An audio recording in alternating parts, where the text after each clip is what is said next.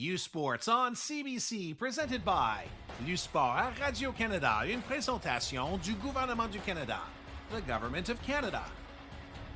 Nike, Fox 40, Veriburn Medical Supply, Les Bagues Baron Rings, BioSteel, APAR, and by Booster Juice.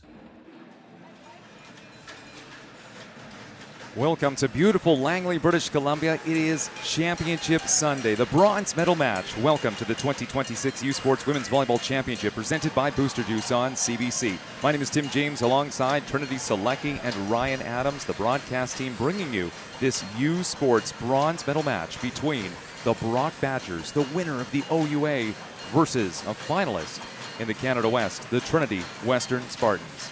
Great to have you with us on this Sunday, the third and final day of this championship. And looking forward, we are going to look to the gold medal match, of course, between the Alberta Pandas and Sherbrooke Ver-et-Or.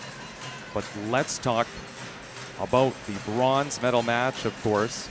And one of the highlights of this one is this is going to be the final match. And Trinity, I imagine you can speak on this as well, because as a graduating player, this is the final time that you're going to head out there. So as you can see, as we take a quick look at the bracket, yes, it will be the Ver-et-Or and the Pandas going head-to-head in the final. But, Trinity, I just want to talk about Michaela McBain. She's one of the graduating players, one of the players that we're going to focus on here today because she's in her fifth and final year. What was it like playing a final match?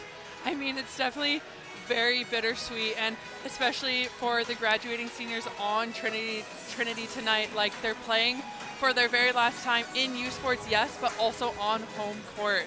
So I can imagine they're coming out ready to give it their all.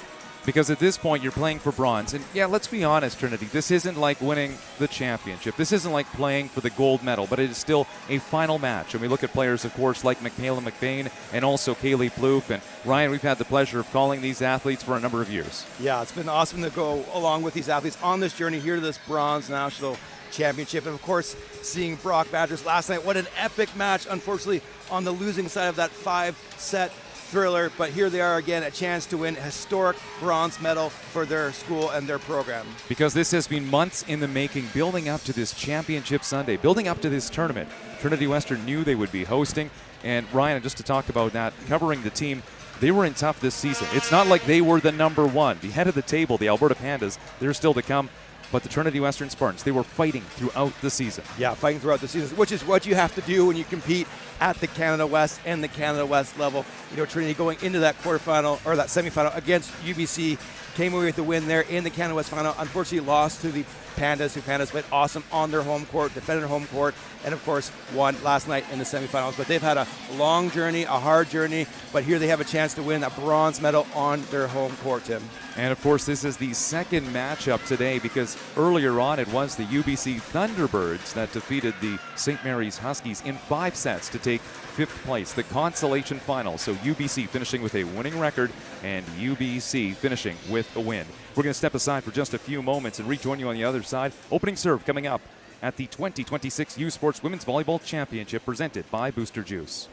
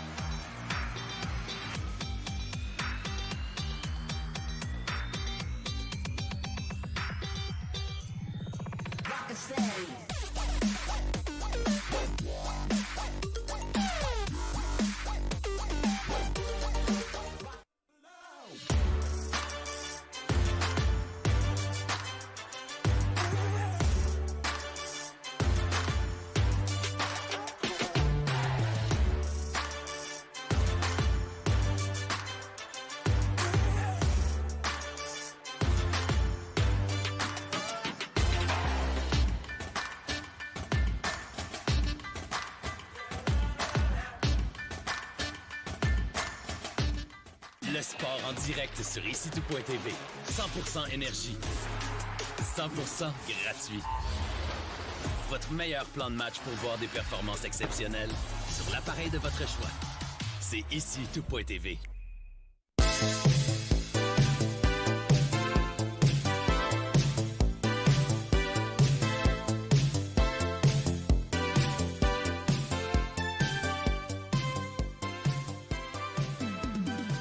Thirsty? With 5 essential electrolytes and 0 sugar, BioSteel is the game changer you've been looking for. All of the good stuff with no extras and no gimmicks, just clean, healthy hydration. Trusted by pro athletes since 2009. Steel sharpens steel. It's not just about the victory. It's about the moments leading up to it. BioSteel, the fuel behind every victory.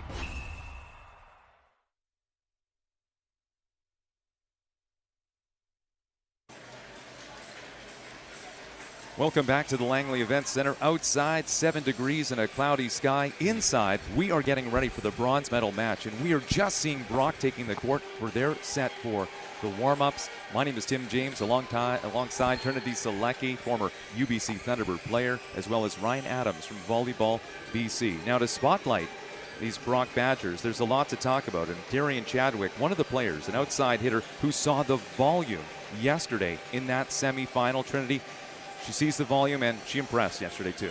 I agree. Definitely, yes, their go-to player, especially as the match went on last night. We saw her get a lot more volume and as well get a lot more comfortable with her attacking offensive shots. She was a little quieter to begin the match, which obviously is okay. The Brock Badgers are spreading their offense, which you love to see, but then they began to rely on her a lot more, and did she ever deliver? Because one of the other players for the Brock Badgers, of course, being Emily Fost, a graduating player. Watch out for her offensively on this Sunday. We also want to highlight the libero, because let's talk about defense. And I know that's one that we were talking about a lot with that Sherbrooke matchup that, of course, Brock was playing against that team yesterday.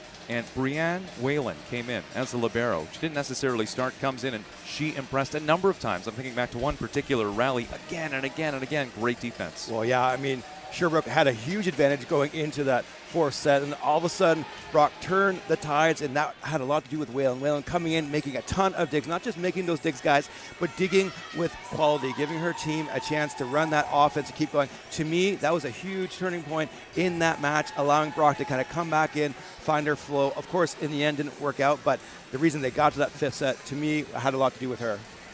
It is the Brock Badgers and Trinity Western Spartans in the bronze medal match. Still to come tonight, it will be the Alberta Pandas and the Sherbrooke Ver Aor. 2 teams wearing green, and heck, I've even got my green tie on. It's my favorite color. So we're going to have a lot of fun still to come. But, of course, the bronze medal match before this. And just to talk about the significance, Trinity, we were talking about this earlier on. It's finishing off with a win. It's finishing off with a winning record. How important is a bronze medal match? Even though it's not the top, you're still playing for something.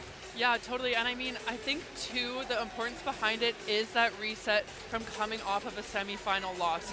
Obviously, every team here, every player here, every fan here wants to be, supporting the team in the final, and you want to be chasing after that gold medal. That's what you train for all season long.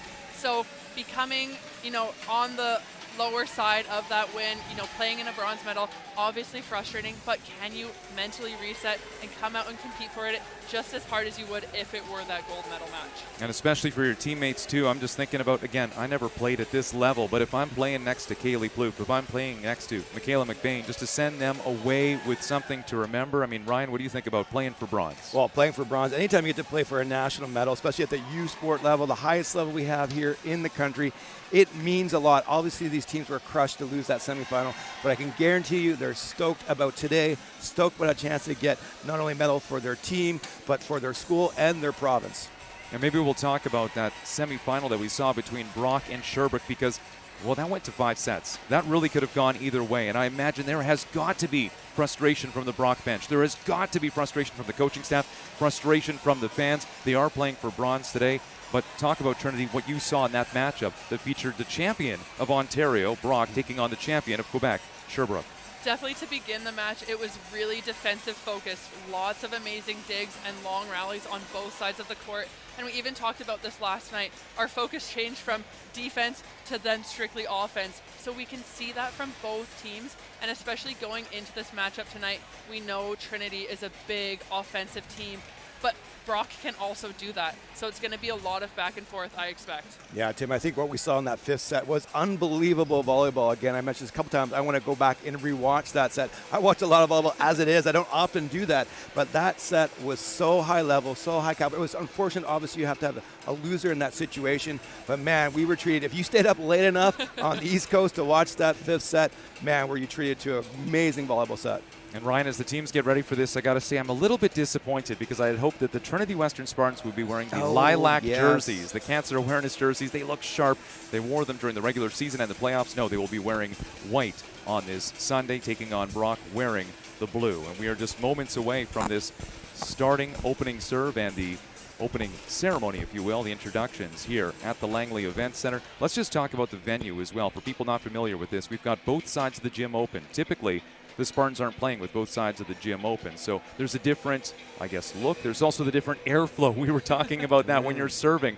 Ryan, what did you see with that? Yeah, I mean, at the beginning of that match, especially yesterday, a lot of missed serves, but teams found their way in the end eventually. And, you know, obviously you cannot give away a ton of missed points, but as long as you're serving aggressive and getting some aces to go along with those errors, but we didn't really see that from either of these two teams yesterday. Maybe the difference in some of those sets that they lost, and maybe some of the ones that even came close to, you know, a close loss, but still won. So I think serve, receive, of course, always a big deal. But these two teams struggled with a little bit of their serving in that semifinal. So we'll see how they rebound today in this bronze game. Trinity Western and Brock just moments away from the starting lineup. Just to introduce the referees. It'll be Nick Fuse as referee 1 and referee 2, Ryan Bunyan, two very experienced officials going for this one. And just to touch on the gold medal match, I think, Ryan, you were mentioning that there's something special, something unique, something that has never been done before in U Sports when it comes to women's volleyball. Yeah, well, my counterpart, Glenn Wheatley, Volleyball BC, he kind of head of referee development. I'm head of coach development. He just kind of messaged in our work group that, hey, there's going to be almost a full female officiating crew in that gold medal match, and every single lines person, score table, the head official, all going to be female. So pretty exciting to have that and going into that gold medal match, and such growth and development, not only in the sport of volleyball on the female side, but also on the referee development side. Now let's throw it to our public dress announcer, Kyle Balzer, for the introductions.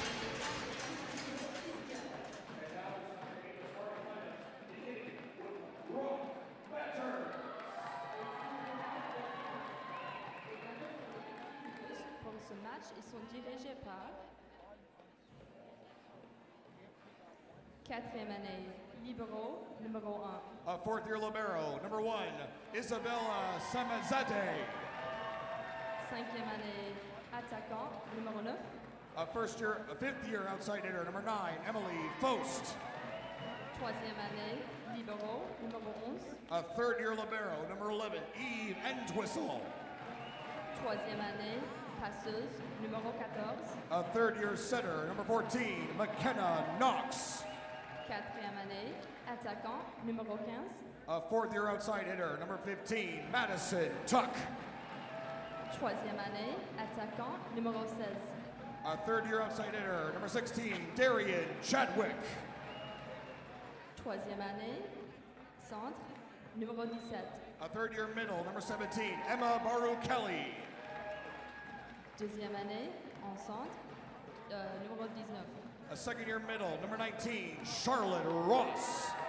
The Badgers are coached by Steve Delaney.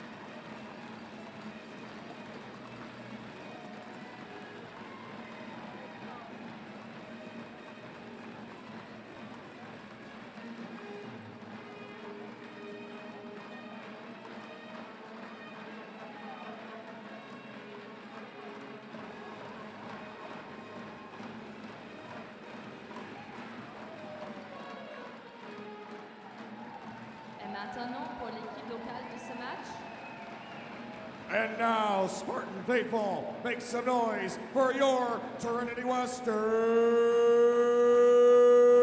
Spartans!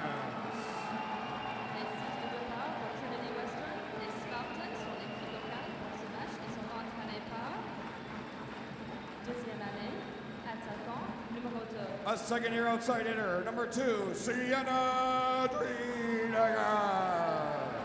Quatrième année, attaquant numéro 3. A fourth-year outside hitter, number 3, Mary Bolden.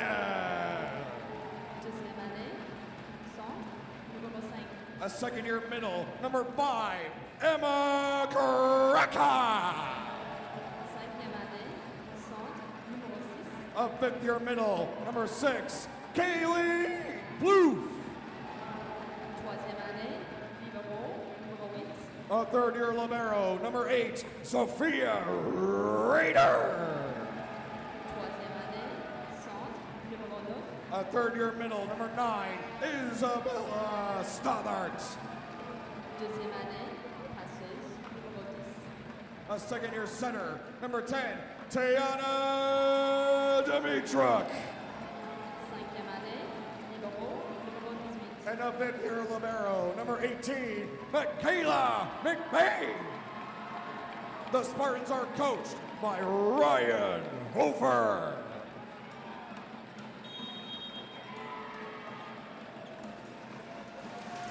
Welcome inside the Langley Events Centre. We are just moments away from the start of this bronze medal match at the 2026 U Sports Women's Volleyball Championship presented by Booster Juice. My name is Tim James. I'll have the play-by-play for this match this afternoon, joined by former UBC Thunderbird Trinity Selecki and from Volleyball BC, Ryan Adams. We are the trio who will be broadcasting this one.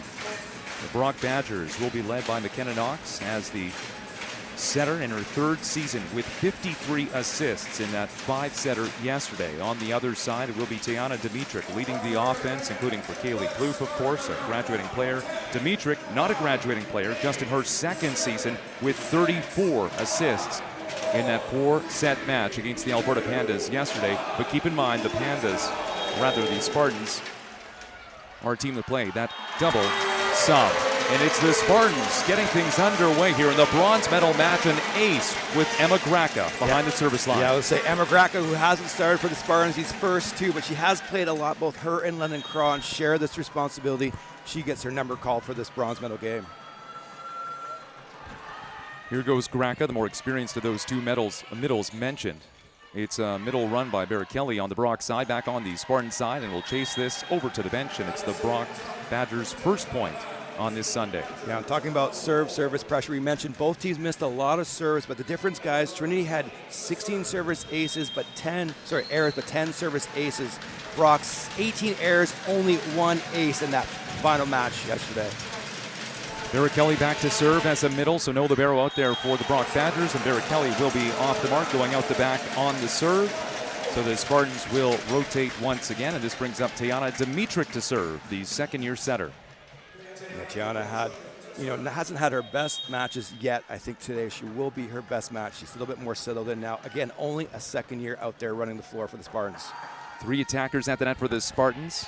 Dimitruk right back onto the Spartan side. It was Bolden going to work at the net. Now Chadwick, who we talked about in the pre-match, making that left side swing. Now it's Bolden from the left side. Brock running the offense with Knox going over to the right side, and there's Tuck. Madison Tuck from the right side picks up the point. Yeah, Tuck, one of the few lefty right sides out there, had a good game last night. Not necessarily super efficient, but some big kills at big moments. 14 kills on 39 attempts for hitting 15% for the night. Tuck in her 4th season. Not a graduating player, however. Emily Post, one of those players playing in her final match ever in U Sports. Backpedaling is Dimitruk, getting this over to Bolden, hitting out of the right side this time. We are tied at 2. Chadwick sends it down, sharp angle, and Bluth is going to send that out of play, and the Brock Badgers will take a 1-point lead early in the first set. Yeah, and just picking up what Trinity was mentioning in the highlight, the pre-package of 16 kills last night for Chadwick, 52 total attempts, guys. That's a ton of volume. We'll see if that affects her here tonight in this bronze medal match. You can see the Badgers bench doing jumping jacks, trying to get their player fired up from behind the service line. It's a decent crowd here at the LEC. Both sides of the gym opened up. Smaller crowd, though, for the host. I saw the biggest crowd perhaps on the opening night, as that is sent deep and will land in. But the biggest crowd, coming when it was UBC versus Trinity Western in that quarterfinal. Yeah, a little bit of a misread there, I think, from the Brock Badgers. Here we see on the replay. I mean, actually a really late kind of push to that sideline for Plouffe. Lucky she didn't double contact that one. Now the OG from Okotoks, Marin Bolden, is going to send this out the back. So we've seen some service errors on each side going out the back.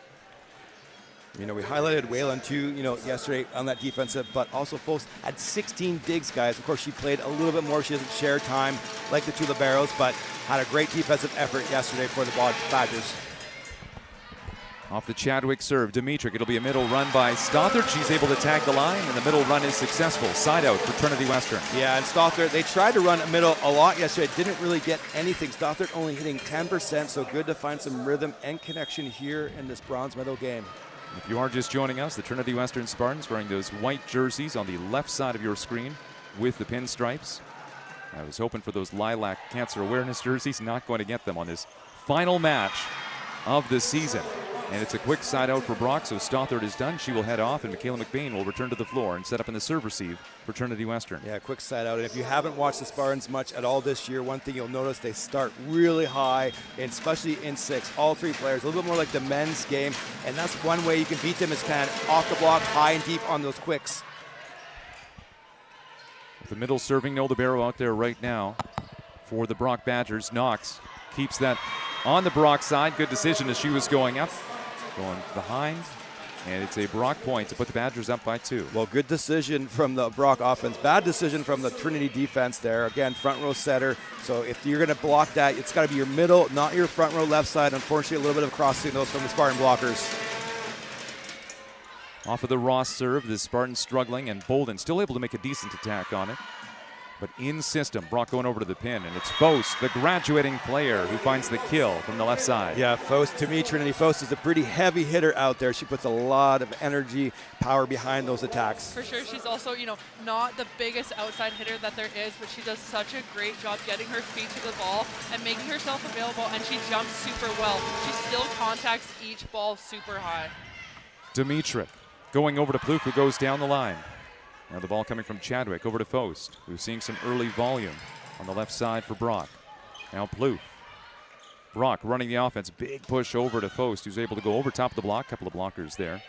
Bolden once again out of the back. Couldn't finish. Faust trying to tip this one. Going to use the hands to score. That is 4 straight points for the Brock Badgers. Yeah, great smart play from the 5th year. A little bit tight, a little bit inside. Gets, like you're talking about, Trinity, gets her feet to the ball, pushes in and away for that big point. Again, against a pretty big block out there in Plouffe. That's one of those plays where you're up against 2 very talented, very large blockers that when you're trapped, that's the play you have to make. Dimitrik feeds it to Drieger, who tags the end line, and Charlotte Ross is done serving. Point for Trinity Western. Yeah, good to see Drieger get a good start here. She had such an amazing, epic player of the match performance in that quarterfinal. Kind of disappeared a little bit yesterday. Good to see her have a good start tonight. This is Kaylee Plouffe, the pride of Sherwood Park, playing in her final ever match in U Sports. Going to Faust, another graduating player off the give and go. Faust going down the line, goes to Plouffe. Dimitrik passes this ball over to Drieger, and the pride of Grunthal, Manitoba, able to pick up the kill. Back-to-back points for the Spartans. Yeah, and again, if you're going to be successful at this level, you got to have all players clicking. At most of the time, you can't kind of have this hot and cold like we saw a little bit from the Spartans yesterday. So good start for them. Especially against a team like the Brock Badgers, you can't go after that same attacking angle because they're just going to dig it. They're going to make those adjustments. So Drieger mixing up her offensive shots is really good to see, especially early on in this bronze medal match. Brock Badgers getting away with this one, as it was the Spartans. Dimitrik trying to make that dump on 2 ball, and Entwistle was there, and the Badgers will come away with it. And now a 3-point lead. Setter to the back row for the Badgers. Off of the McKenna Knox serve, Dimitrik. This one is set up. Bolden, I believe that's her 3rd back row attack that we've seen.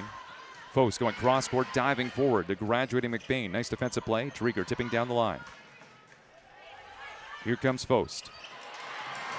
Off of the block. Dimitric. Stepping around is Graca. Sends this ball out. Yeah, and that's just unfortunate. A good rally from both sides. Thinking about Graca versus Kron, that's the reason why they probably would go to Kron normally in these situations to run that slide. She's a bit longer, a bit taller, and just allows you to get that slide angle, hand around, cut sharp cross a bit easier. McBain at the center of the serve receive, but the ball goes to Bolden. Here's Plouffe from behind the 3-meter line. The block going up now on the Brock side. Here's Post. Tips it with her left hand. Plouffe picks it up.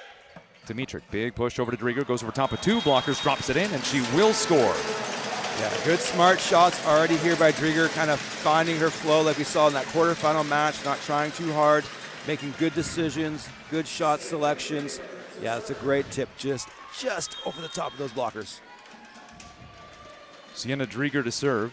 Yesterday, if you were joining us for that semifinal, there was confusion when Drieger was set to serve against the Alberta Pandas, and Kaylee Plouffe went back. Eventually didn't get the serve off. Plouffe pops this one up. Drieger going over to Bolden, going over top the block and going out. No touch. Point for the Brock Badgers. Yeah, we still really haven't seen Marin have her best match yet. She's such a dominant player normally. Last night hitting only 13% against the Pandas, off 11 kills, 6 errors off 38 total attempts. Post, who has 2 kills, gets that ball across on the serve. Stepping around is Graca. Didn't work the first time. Couldn't get it to go this time. Now Graca going up trying to close that block. Back onto the Brock side after the right side attack. Why not the left side? Here's Chadwick. She's shut down, goes out of bounds. Last touch off of the Spartans. Point for the Badgers. Yeah, and a good job by Brock. Brock almost taking a page out of their opponent yesterday. Sherbrooke kind of being patient, going, hey, it's not there. Hit the block, recycle, cover your teammates, and then go again. And that time they got it. Post defensively with 3 digs so far. Sends this ball long on the serve. And the deficit right now for the Spartans is 4. Still both of the timeouts for Ryan Hofer if he needs them. Yeah, right now, Brock's hitting 450 guys. Trinity only 15%, so 40% versus 15%. That's not a stat right now you want to see if you're a Spartans fan. Emma Graca got us underway in the first set. Gets this ball across, her second rotation serving.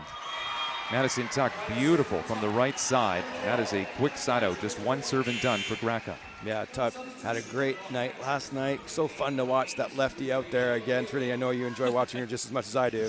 For sure, and even props to Knox out there.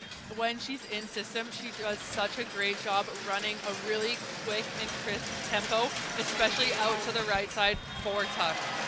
Brianne Whalen just subbed in to serve, and we talked about her as a libero yesterday when she really caught our attention. In this case, coming in as a service substitution, but puts the ball into the net. Yeah, to be honest, I'm a little bit surprised she isn't playing that role again. To me, she, again, turned that match around, I thought, for the Brock Badgers, at least on the defensive side of the ball. Set her to the back row for the Spartans with Kaylee Plouffe now up in the front. Dimitric delivers that to position 6, diving forward is Fost. Tuck going over top of 2 blockers, taken shallow by Plouffe. Stothard making a move on it.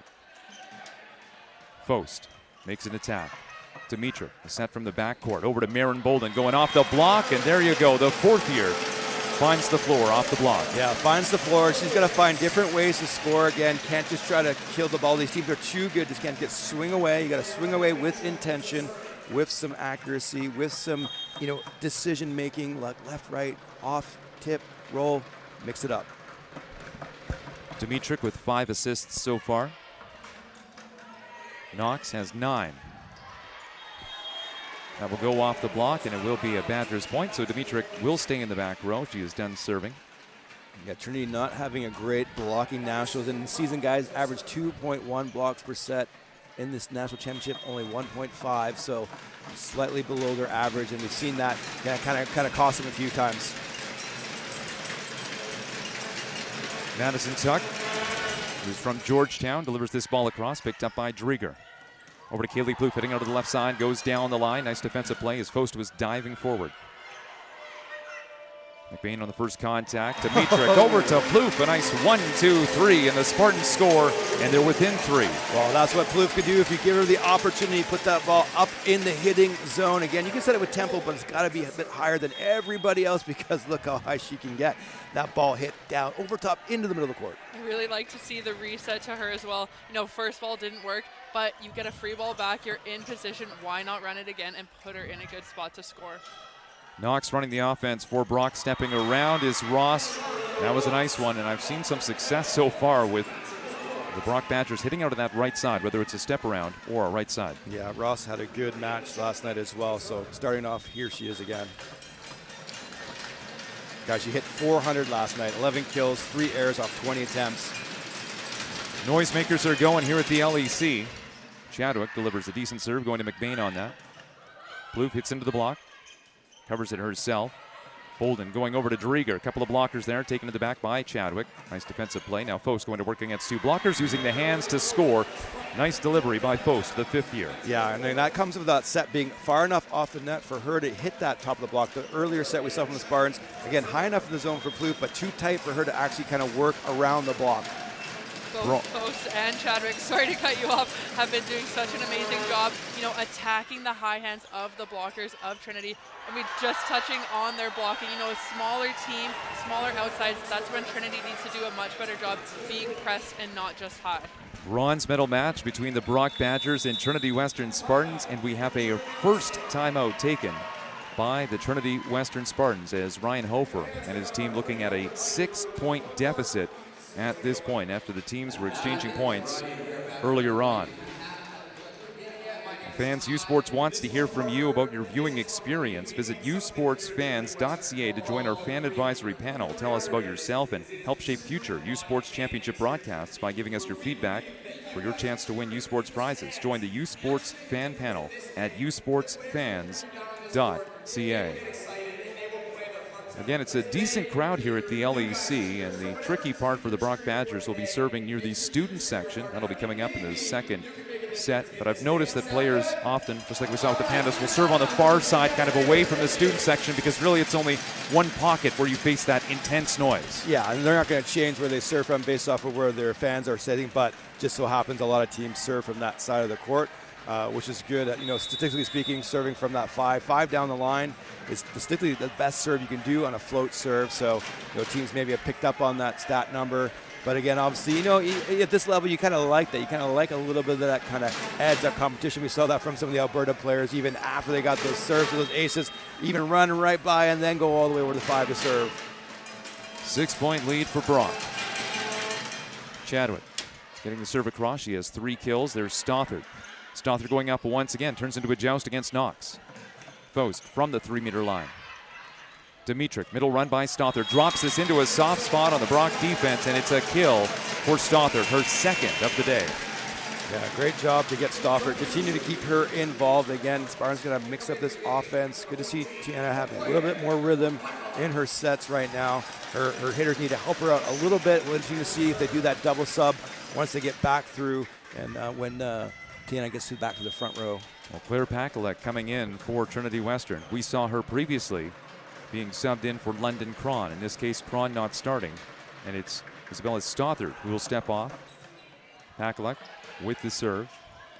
The resent whistle on the reception. The block going up, and the Badgers unable to get that ball back over. So it'll be a 2nd serve upcoming for Pakalek. Yeah, Drieger with a great block, and I don't know if I like that decision, that run. What a great pass. You got that one-on-one, but I think when you have such a good pass like that, you let Foast maybe kind of have that one-on-one seam. She can just hammer that ball away. Pakalek, a rookie for Trinity Western.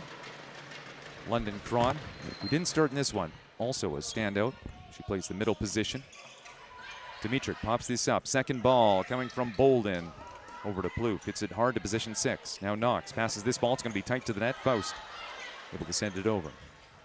Drieger going over top of the block, no touch. Point for Brock. Yeah, no touch, and I really want to see Kaylee Plouffe get way more runway in that situation. She knows it's going to be a high ball, but she's kind of just standing around the attack line. Could be against some remnants of her middle days where you don't necessarily have to get back as far. When you have that time, when you know it's going to be a high ball, take that extra step back to give yourself a bit more of that runway so you can get a bit higher, a bit faster, and jump into that ball a little bit further. 5-point lead for Brock.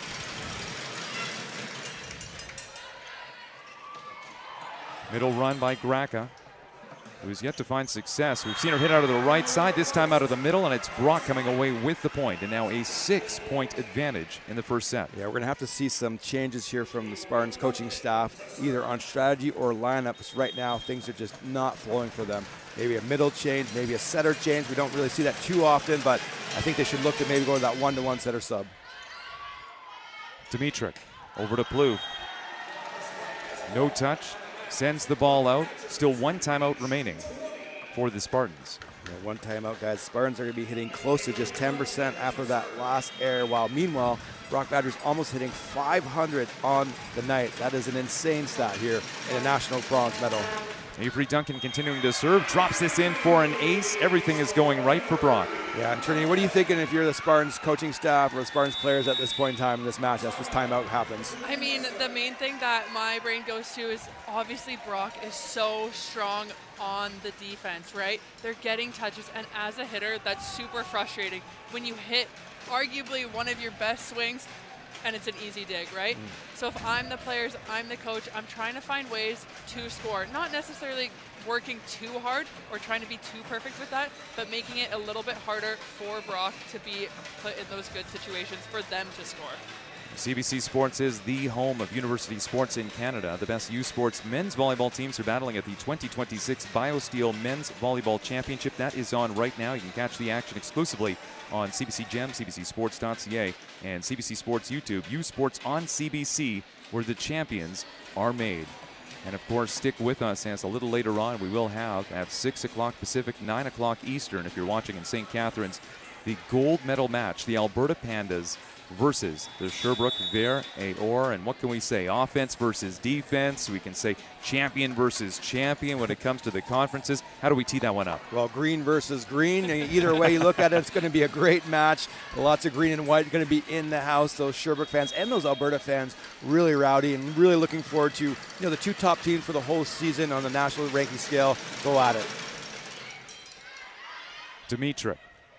Graka tipping over top. Again, Graka has not found the rhythm offensively, and Drieger mishandles the ball, so the Brock Badgers will score, and it looks like this set is pretty much out of reach at this point. Yeah, it's unfortunate to see Coach Hofer sitting down there having to sort of think about these are really difficult moments and a lot of pressure, again, hosting nationals, a lot of pressure, a lot of people here, fans, friends and family, of course, and you also want to perform to your best, and right now the Spartans are not doing that. Badgers on a run, but that will come to an end with Duncan sending the ball into the net, and the substitution coming up with Ross switching places once again with Duncan on the Badgers side. Now Kaylee Plouffe will step back for Trinity Western, and Ryan, she has one of the best serves, if not the best serve on the Spartans.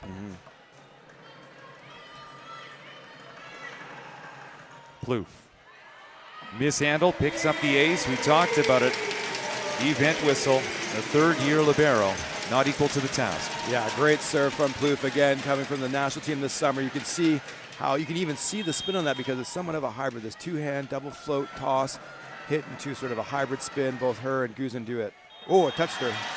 Second ace. Yeah, okay, we've seen it before. So they called it. The Lions person did not see it, but the head official saw it.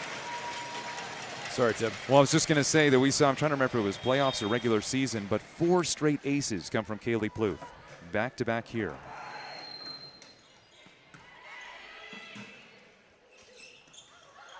Block going up, and there we go, this side out for the Brock Badgers. Yeah, side out again. Unfortunate, got a decent server on the line. The ball hits the tape, I think, rolls over. And, guys, to me, it'd be interesting to see if, maybe Trinity pulls a play, but from Brock last night, maybe changing some things up. They had Whalen come in on the libero, made a huge difference. UBC, we saw in that consolation match, make some big subs. Again, sometimes you just need a different personality, a different flow on the floor. Sydney Gill taking over setting duties for Trinity Western. She had 3 assists through 4 sets in yesterday's semifinal against Alberta. Of course, Tayana Dimitruk running the offense with 34 assists. She saw the floor most of the time. McBain on second ball, going over to Paisley Dickey, part of that double sub. McBain going to try the other side. This time it's Drieger who is shut down. This is going to go down on the Spartan side. Point for Brock, and they draw to set point, 24, serving 16. Yeah, that's a really young front row right now for the Spartans. All second years, I believe, and again, going up against some pretty experienced veteran Brock Badgers. Gill, middle run by Graka. There she goes. Graka finally able to find the floor, her first kill of the day. Yeah, and that's more Graka's strength, and that's what having that double sub allows her to be in front of the setter a little bit more and kind of create a bit more pressure through all 4 gaps on the Brock Badgers block. Sienna Drieger. Knox looking over to the pin. High ball, Nice execution from Madison Tuck, as she will finish off the set, a convincing set, 8-point win for the visiting Brock Badgers. Stay with us. It will be Brock serving first in the second set. You are watching the 2026 U Sports Women's Volleyball Championship presented by Booster Juice, live on CBC.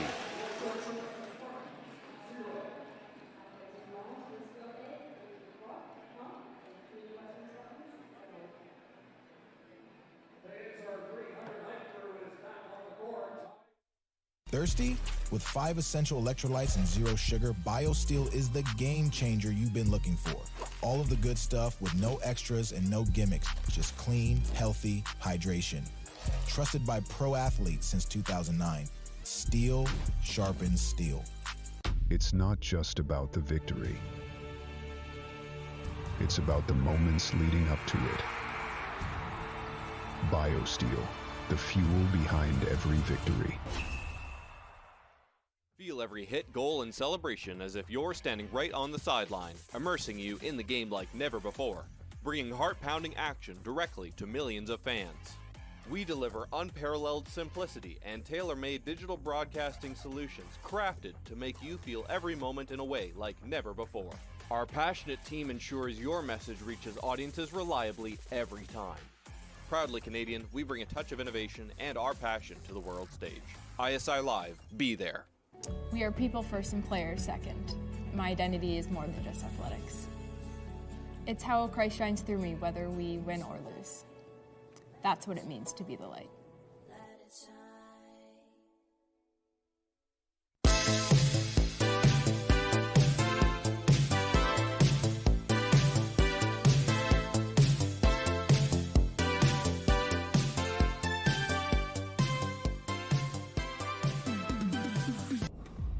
You don't just feel your body, you feel your drive. We're not here to preach hustle. We're here for the ones who show up. You know who you are.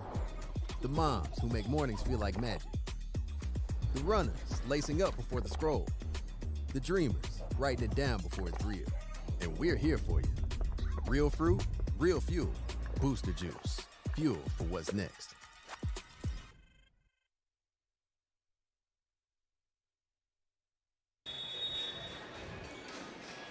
CBC Sports is the home of university sports in Canada. Catch the best U Sports women's hockey teams as they face off in the 2026 Miller Waste Systems U Sports Women's Hockey Championship in Woolwich, Ontario. The action begins Thursday, March 19th on CBC Gem, CBCSports.ca, and CBC Sports YouTube. U Sports on CBC, where champions are made. My name is Tim James, doing the play-by-play for you today, alongside Trinity Selecki, former U Sports player, and Ryan Adams from Volleyball BC. So, Trinity, what stands out to you? Because the Spartans don't look like the Spartans that we've seen over the last two matches. I think Brock has definitely brought some pressure, and the Spartans are starting to kind of feel that. And I think a big difference right now is the attacking between the both sides. You know, Spartans arguably the bigger, taller team.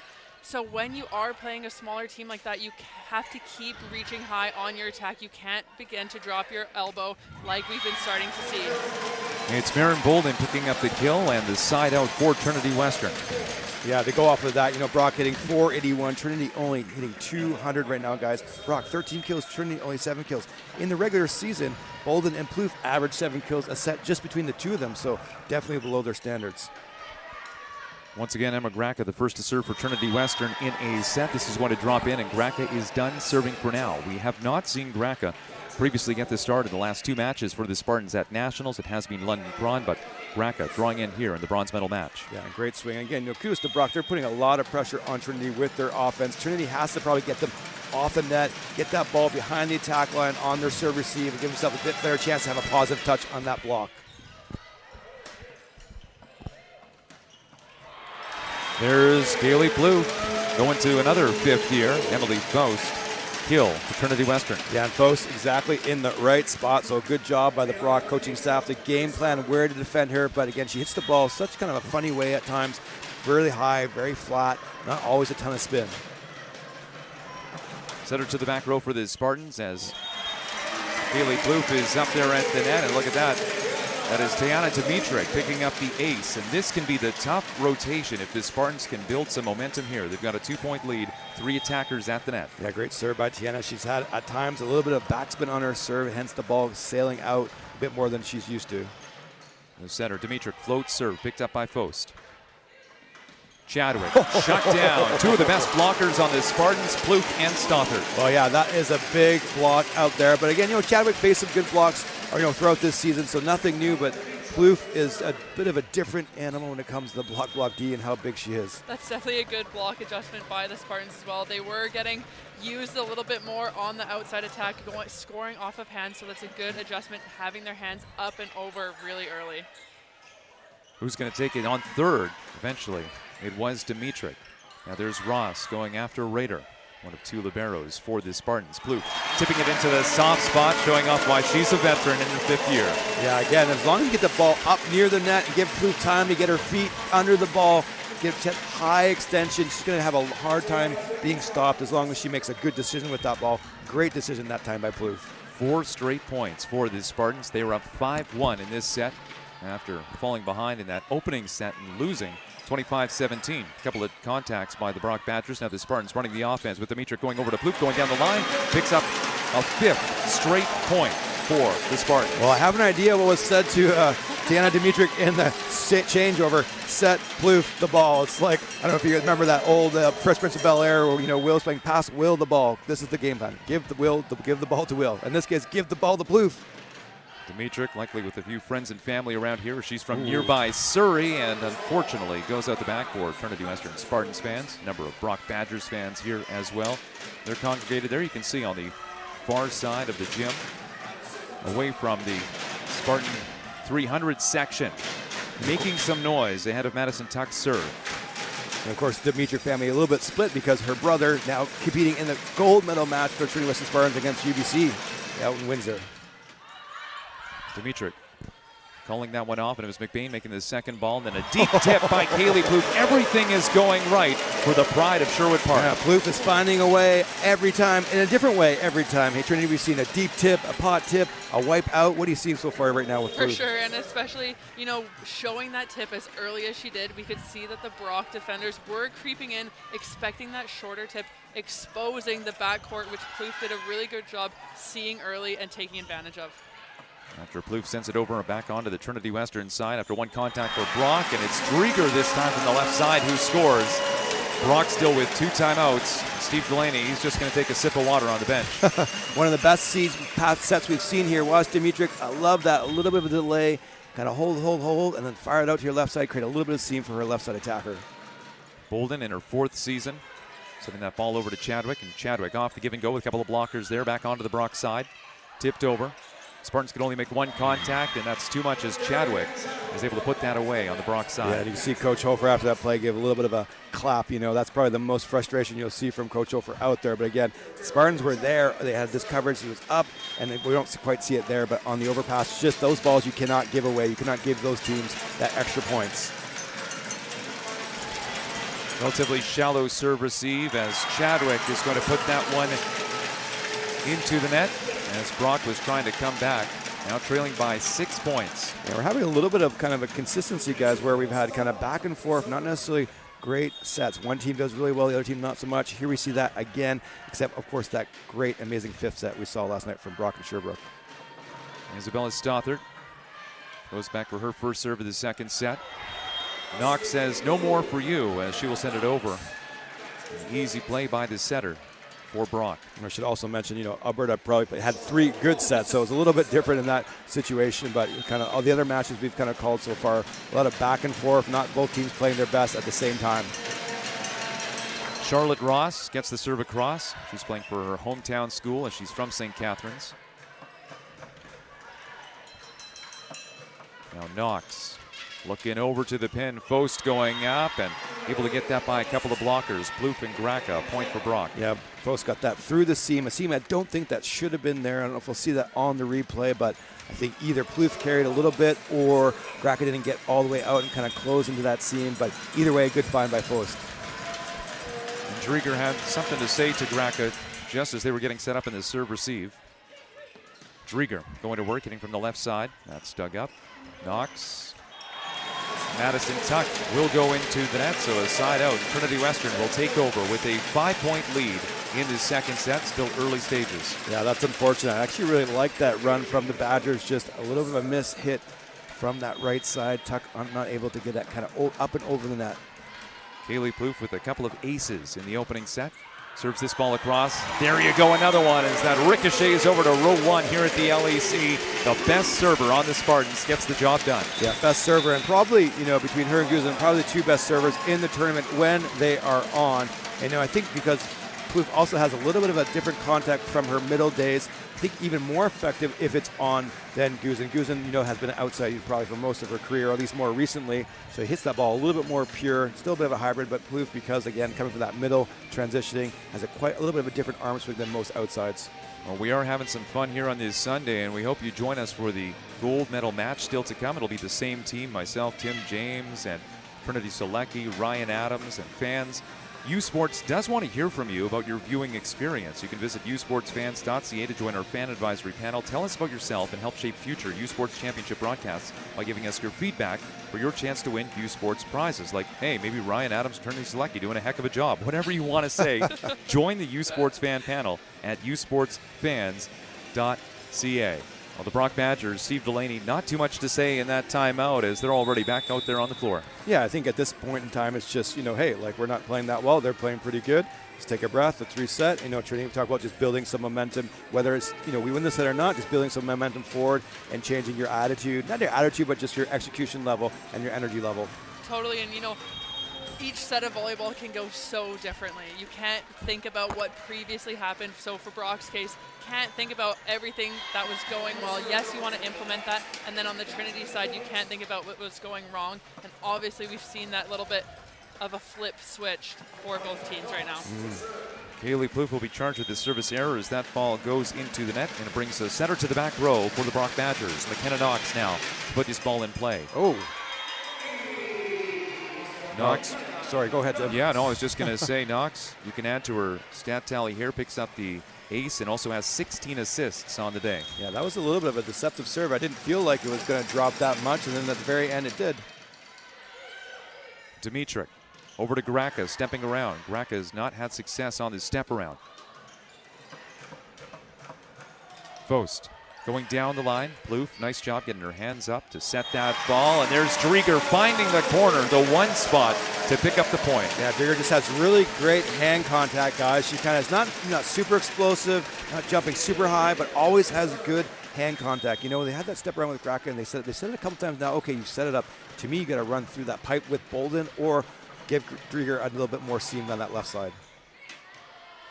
Off of the Drieger serve, Knox going over to the pin. It's Tuck going down the left side and sent out of play. So another serve coming up for Sienna Drieger. Well, and a great push out there from the Brock Badgers, but again, on that long set, not easy even for right-handers, even more difficult as a lefty, and then trying to take that ball and rotate and hit down the line. There's such a small window for you as a left-handed hitter on that left side. Drieger with 5 kills on the day. Plouffe leading the Spartans with 6. Maren Bolden just 2 on the day. Over to Bolden.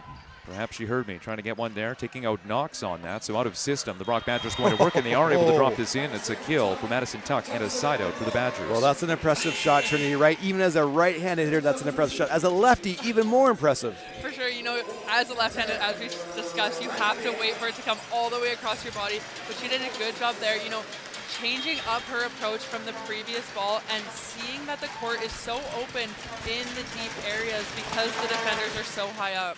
Brock Badgers back to the top of the order with serve as Vost gets that ball across her second rotation from behind the service line in this set. Meantime, Taryn Grandia now out there. She plays the ball on first contact for the Spartans. Here comes Maren Bolden. She has blocked Grandia. Great defense getting that ball up, but it's not able to go back over, so a point for Brock. But again, Taryn Grandia coming in place of Sienna Drieger. Yeah, great job, Grandia, but the rest of her teammates got to follow along. Plouffe's just hanging out over there on the far side of the court. I mean, you got to come towards where that ball's going to happen. It's not going to be, far. You got to come support your teammates as they make those effort and hustle plays. Vost. It's Grandia on first ball. Now to the back is Kaylee Plouffe looking to tag the line. Not going to do that. It's a point for the Badgers. And here we go. Brock within 3 points. They were down 11-5 when that timeout was called. Yeah, you can't do that if you're up so big. You got to make that team earn it, dig themselves out of the hole that they put themselves in instead of just kind of filling it in for them. So here we go. Dimitrik. Here's Plouffe coming from behind the 3-meter line, diving forward to his post, but it's Plouffe who picks up her 7th kill of the day. No, I like how they went back to it, but I'd actually probably prefer just running Plouffe on that D-ball. She's so successful in that D-ball. She's a little bit more familiar with it. So just keep Gracke in front and then have that spread of the pins with her and Bolden. Now Emma Gracke back for her second rotation serving. Nice delivery by Barrow Kelly. Quick side out for the Brock Badgers. Yeah, she was one of the athletes, in my opinion. She's coming in with her teammate. Those two that just subbed in and out for each other, I thought they led the way in that fourth set, that change of kind of attitude and momentum for the Brock Badgers to take them into that fifth set. And cool that they're subbing each other out there.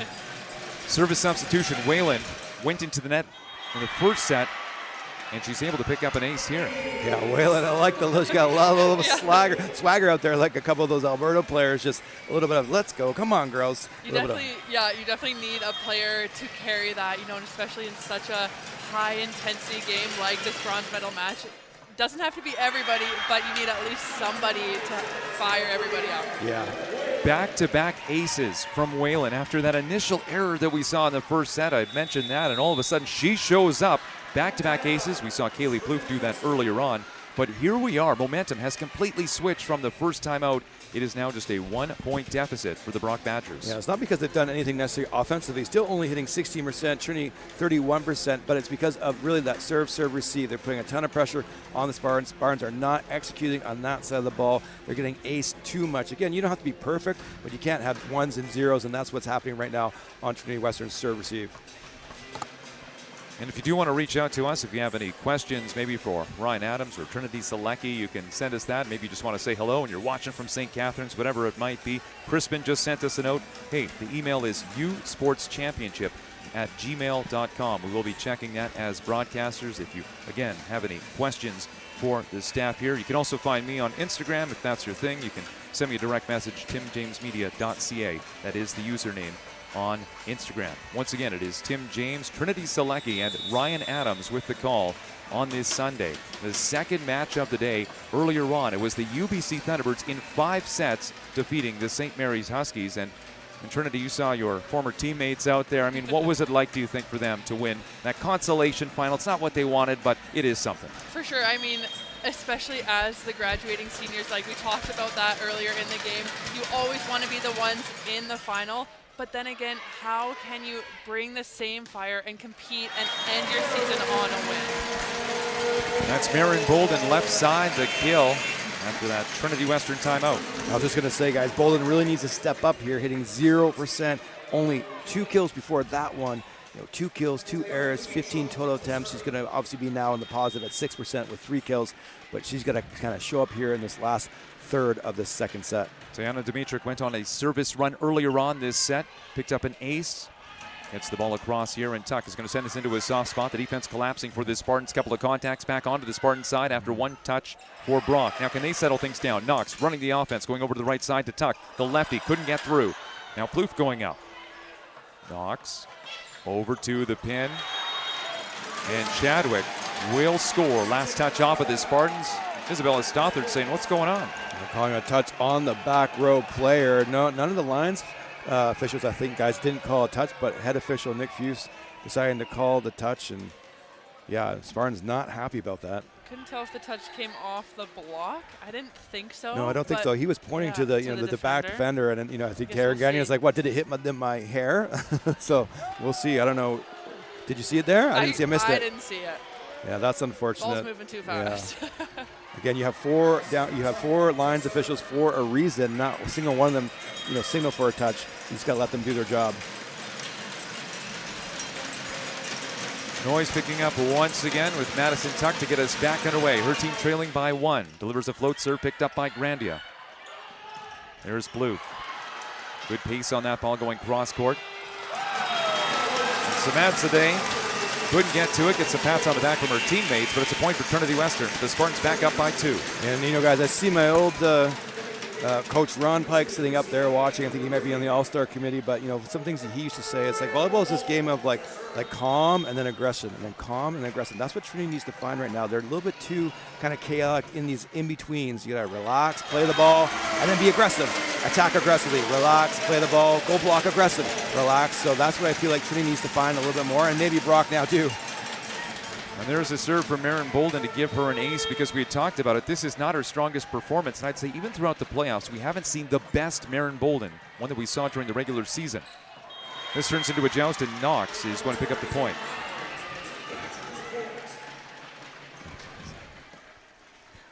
Rotation here with Chadwick.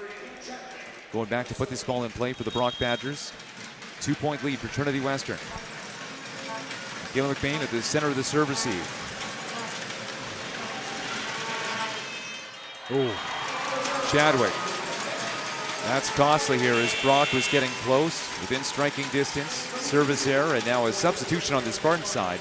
We saw this in the opening set with Isabella Stothard stepping off, and in place, Claire Pakalek, the rookie, coming in to serve. Yeah, see how she does here on the service line. That's Chadwick's only second service error, guys.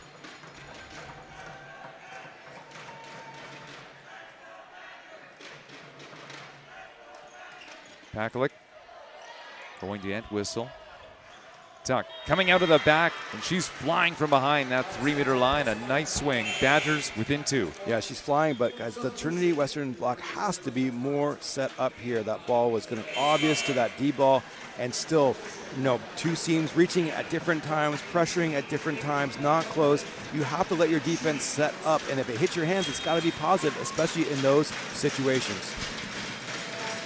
In comes Avery Duncan as a service substitution. We've seen this before in this one, and she's going to go into the net. She had an ace in the opening set, an error here in the second. Yeah, and that's unfortunate. That's what we saw a little bit, happen a few times in that Sherbrooke match last night. Some service subs, I think, have been pretty reliable for the Brock Badgers throughout this year, talking to the sports information people, but unfortunately tonight, a little bit of that pressure again. Plouffe's previous serve going into the net. She does have an ace earlier on this set. And this one's going to go out the back. So again, Plouffe can be hot or cold, just depends. It's also not the time you want to be missing those serves, right? Especially for the Brock side. You're down by 2-3 points. You get the ball back. You have the momentum on your side, but then you miss your serve into the middle of the net. It's a little bit more lenient when you are going for an aggressive serve and it's slightly out the back, but those bad misses into the middle of the net are really tough to bounce back from. Off of the Knox serve, Gill trying to get that ball back. It wasn't a great first pass, not a great second, so Knox is going to go back to serve once again. She's already got 1 ace, and she's got 19 assists. Yeah, I think that was a situation where Gill could probably have just pulled her hand down and let the ball drop. The Brock Badgers were not there covering her. Dickey sends it down the line. Zade going back to Faust. Over to her right was McBain. Nice defensive play. Like a goalkeeper, and Maren Bolden from behind the 3-meter line running the pike to pick up another kill. Well, that starts though from this amazing dig here we see from McBain, the 5th year, puts her setter in rhythm, in transition, and lets Bolden just get after it. Also amazing setting decision as well. Back row setter, you have 3 options, but why not bring one of your top scorers and cause some trouble on the defensive side of the Brock Badgers? Faust takes it shallow, pushing it back and backpedaling. Was Rader. Double contact. Ryan, you saw that right away. Oh, sorry. I just thought it took a little while to call that. I thought it was a pretty obvious call, but at the end he called it, which is great, and no argument from the Brock Badgers. Sienna Drieger, 5 kills on the day on 10 attacks, hitting 300. Knox stepping around is better Kelly, and the Italian finds the floor for her 4th kill. Yeah, 4th kill. Great run from the Brock Badgers. Again, kind of keeping everybody involved, which you're going to need to beat a good team like the Spartans. You can't just go too heavy, one area, one pattern, one rotation. Brock Badgers offense doing a great job. Faust back for her 3rd rotation serving. Goes to Drieger on the serve. Knox back over to Tuck. Going down the line hard to the libero. There's McBain. A big push over to Chadwick off of the high ball. A couple of blockers there. McBain. Gill, who's running the offense, over to Bolden.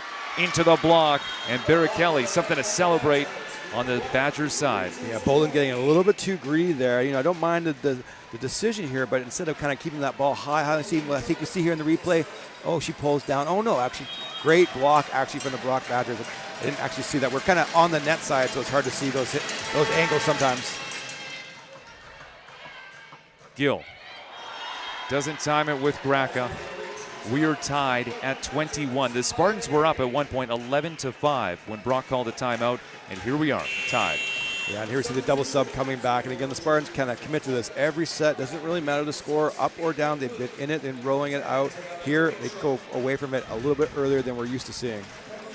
Especially with Kaylee Plouffe being so efficient tonight, I honestly probably wouldn't have made that double sub. You have that lead. Keep her in. She's hitting great in the back row. She's hitting great in the front row. Keep the momentum on your side. Spartans out of system. It was Bolden making the attack from the left side. Now here's Chadwick. A couple of blockers there. She shut down. Dimitric going over to Bolden. Tipping this one off the block. Barrichelli will now reposition. It'll be a right side attack coming from Tuck.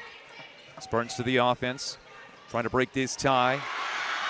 But the block going up, and it's the Badgers who have fought back in this second set, leading 1-0. Yeah, and at the net, you don't see that too often at this level. Great job from the Brock Badgers, doing a better job of being set and on time and together. You can see that no seam, no edges exposed. Mary needs to do a little bit better job of being patient, like we talked about last night with Sherbrooke. Sherbrooke did such a great job of that. Hey, it's not there. Recycle it, give yourself another chance, or tip it over, find an edge. Right now, Barron kind of being a little bit too one-minded with her velocity and her attack angles. Fans U Sports wants to hear from you about your viewing experience. Visit usportsfans.ca to join our fan advisory panel. Tell us about yourself and help shape future U Sports Championship broadcasts by giving us your feedback for your chance to win U Sports prizes. Join the U Sports fan panel at usportsfans.ca. Tim James, Trinity Selecki, and Ryan Adams on the call on this Championship Sunday. This is the bronze medal match. This is hardware that you are recognized nationally. So yeah, it's not the gold medal, but you're trying to finish off this tournament with a win. You're trying to finish off this tournament with a winning record. And for the Brock Badgers, they've come all the way from Ontario. They are here to get the job done. Trinity Western, meantime, has been counting down the days for hosting. This has been a huge undergoing for everyone involved, to Jeff Gamache and the whole team putting it together. Just, hey, from the broadcast perspective, I have loved this. So enjoyable, and the beautiful Terraflex floor that we have down on the ground as well. With Dimitric going over to Bolden, going off the block, and she will score that first point out of the Trinity Western timeout. Yeah, and if you see here, guys, on the replay, you'll see Marin kind of rotating not just her wrist, but also her shoulders, going out, up and out. Oh, actually, no, she didn't. Just, well, a little bit, but at least that time Trinity was a little bit higher in the top of the block. Not a bad block setup by Tuck there. Just late on her outside hand. Graca is going to go out. It's a 1-point lead for the Brock Badgers. Win by 2, of course. So this looks like it will be a tight set. Barrichelli back to serve. With the middle and the back row. There is no libero out there right now for the Badgers. McBain, the only libero right now on the Trinity Western side. Foe sending this ball over. It's showtime. Dimitric going over to Bolden, a bit behind her, a couple of blockers there, wasn't able to make the most of it. And then Ross running the middle, scores, and putting the Badgers up by 2 within 1 point of taking this second set. Yeah, Ross not necessarily having the match like he did last night, but showing up big at a big moment here, guys. That's going to give her up to 3 kills off of 8 total attempts. The noise picking up once again. Barrichelli goes into the net. And this set will be decided by just 2 points. But once again, it's a must-win point for Trinity Western. Yeah, I'm just thankful for Tiana Dimitric that ball did not go over, because that's kind of her responsibility, but her back was already to the net. That's kind of the worst as a setter when that ball dribbles down. You're not really ready for it. Dimitric with 1 ace on the night and a timeout call by Steve Delaney and the Brock Badgers. Yeah, we saw this, yesterday from Steve, guys. He called that timeout. Had a good set of rhythm going and called that timeout. And, hey, what it is, 24-23. Some coaches maybe would hold on to that, maybe wait for the next one. Steve decided to take it early. Gold medal match still to come. Stay with us for that. Or hey, if you can get down to the LEC to watch that, that'd be phenomenal. We've got some time in between the two. They built in some time, but you know what? This one's starting late. It might be, well, running pretty much to 6 o'clock Pacific. Long story short, that's what you got to circle. 9 o'clock if you're watching in St. Catharines, and you can watch for free on CBC. It would be great to have you with us for that one. And of course, you know, Ryan and I, we're just calling this one here and the next one. But Trinity, she's been doing all the matches, like all the time. It's just been the Trinity show. And you did the earlier one as well, the consolation final. And if you are just joining us, it was the UBC Thunderbirds defeating the St. Mary's Huskies. Not in 3 sets, not in 4, but in 5 sets. Look for this ball to go to the tuck here, guys, I think. Dimitric getting us back underway. Going to Faust on the serve. The block going up. Stothert and Bolden, the combination for the Spartans, and we are tied at 24. Well, good job by Stothert staying neutral off of that pass. You know, the setter could have gone anywhere she went. Here's that neutral, and a great move, not giving up. If you don't go, you won't know. Good timeout. Rather, the Spartans coming out of that timeout with the point, taken by Brock. Middle run by Ross. It was Stothert getting the better of the other middle. Now Chadwick, roll shot picked up by Bolden. Dimitric with the back set. Good skill on that, gets it over to Plouffe, and it's the Spartans who are in front by 1 with a chance to take this set on the serve. Yeah, not my favorite choice from the Brock Badger setter here, guys. They've had, you know, good flow, good rhythm for the most night, but that 60 in this situation here, I just feel like you got to set your pin hitters, get a bit more opportunity, a bit more chance to make a decision and make an adjustment if need be. Both teams have taken both of their timeouts. Dimitric, the setter in the back row, delivers this ball over to Faust. Mishandles it on the first one. Tuck is blocked. And whistle was there, however, on the coverage. Chadwick sending it off the block. Bolden pops this one over. Up. Yeah. And Dimitric trying to take a swipe at it. Oh, and yes, a violation reaching over the Brock Badgers. And there we go. What a finish. It is the Trinity Western Spartans, the home side, taking this second set by 2 points. It will be the Spartans serving first in the third. You were watching the 2026 BioSteel U Sports Women's Volleyball Championship presented by Booster Juice live on CBC.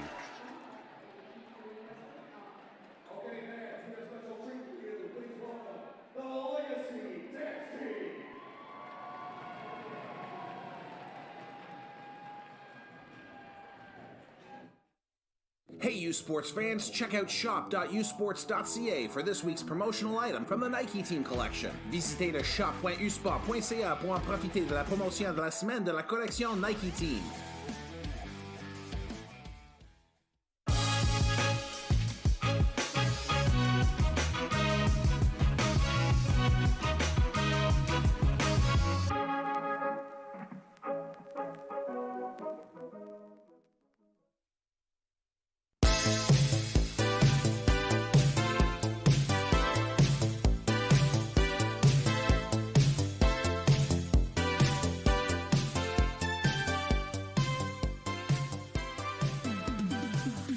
Feel every hit, point, and celebration as if you're standing right on the sideline. Our passionate team unlocks a world of possibilities with digital broadcasting made simple, bringing heart-pounding action directly to millions of fans. Proudly Canadian, ISI Live, be there. En plus d'offrir notre avoine canadienne à grains entiers, la cantine est maintenant l'endroit pour se rassembler, manger et célébrer. Nous sommes fiers d'alimenter la passion du hockey dans son village d'origine, parce que peu importe d'où tu viens, t'es capable. Le sport en direct sur icitout.tv. 100% énergie. 100% gratuit. Votre meilleur plan de match pour voir des performances exceptionnelles sur l'appareil de votre choix. C'est icitout.tv. You don't just fuel your body. You fuel your drive. We're not here to preach hustle. We're here for the ones who show up. You know who you are. The moms who make mornings feel like magic. The runners lacing up before the scroll. The dreamers writing it down before it's real.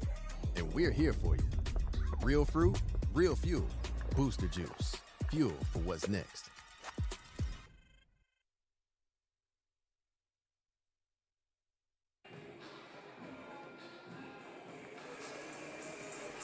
The lights are going. We're having some fun here at the Langley Events Centre, and thank you so much for joining us live on CBC. As you've probably figured out by now, CBC is the home of university sports in Canada. Catch the best U Sports men's hockey teams as they face off in the 2026 University Cup, presented by Steel Mazda, live from Halifax. The action begins Thursday, March 19th at 12 p.m. Eastern Time on CBC Gem, cbcsports.ca, and CBC Sports YouTube. U Sports on CBC, where champions are made. Well, the dancers are done, and we are getting set for the third set. And Trinity set us up here. What do you think with Trinity Western coming back here? Was a nail-biter. One that they took in the second set with a great start, but it ended up being close. I know. I think it goes back to the beginning of the set, right? They had that lead, and they did a really good job. Hitters running their offense. Really great job spreading their offense, making it difficult for the Brock Badgers to defend, and overall just a much better job blocking. So I think we can see, that energy still pick up, and even that game plan switch around as the match moves forward. And Ryan, what about you? What are you seeing? Yeah, I mean, offensively they did much better, but I think that positive touch on the blocks to end out that set was a big difference for Trinity. Emma Gracka getting us underway for the Spartans. We are good to go for the third set, but it's Chadwick with a quick side out. 1, 2, 3 on the Brock side, and that is it for Gracka serving. She will step off with Michaela McBain taking her spot in the serve receive. Yeah, Chadwick having another great night offensively, guys. Before that kill, 5 kills, 1 error off 13 attempts, hitting 300, so that's going to take her up close to 350 for the night so far.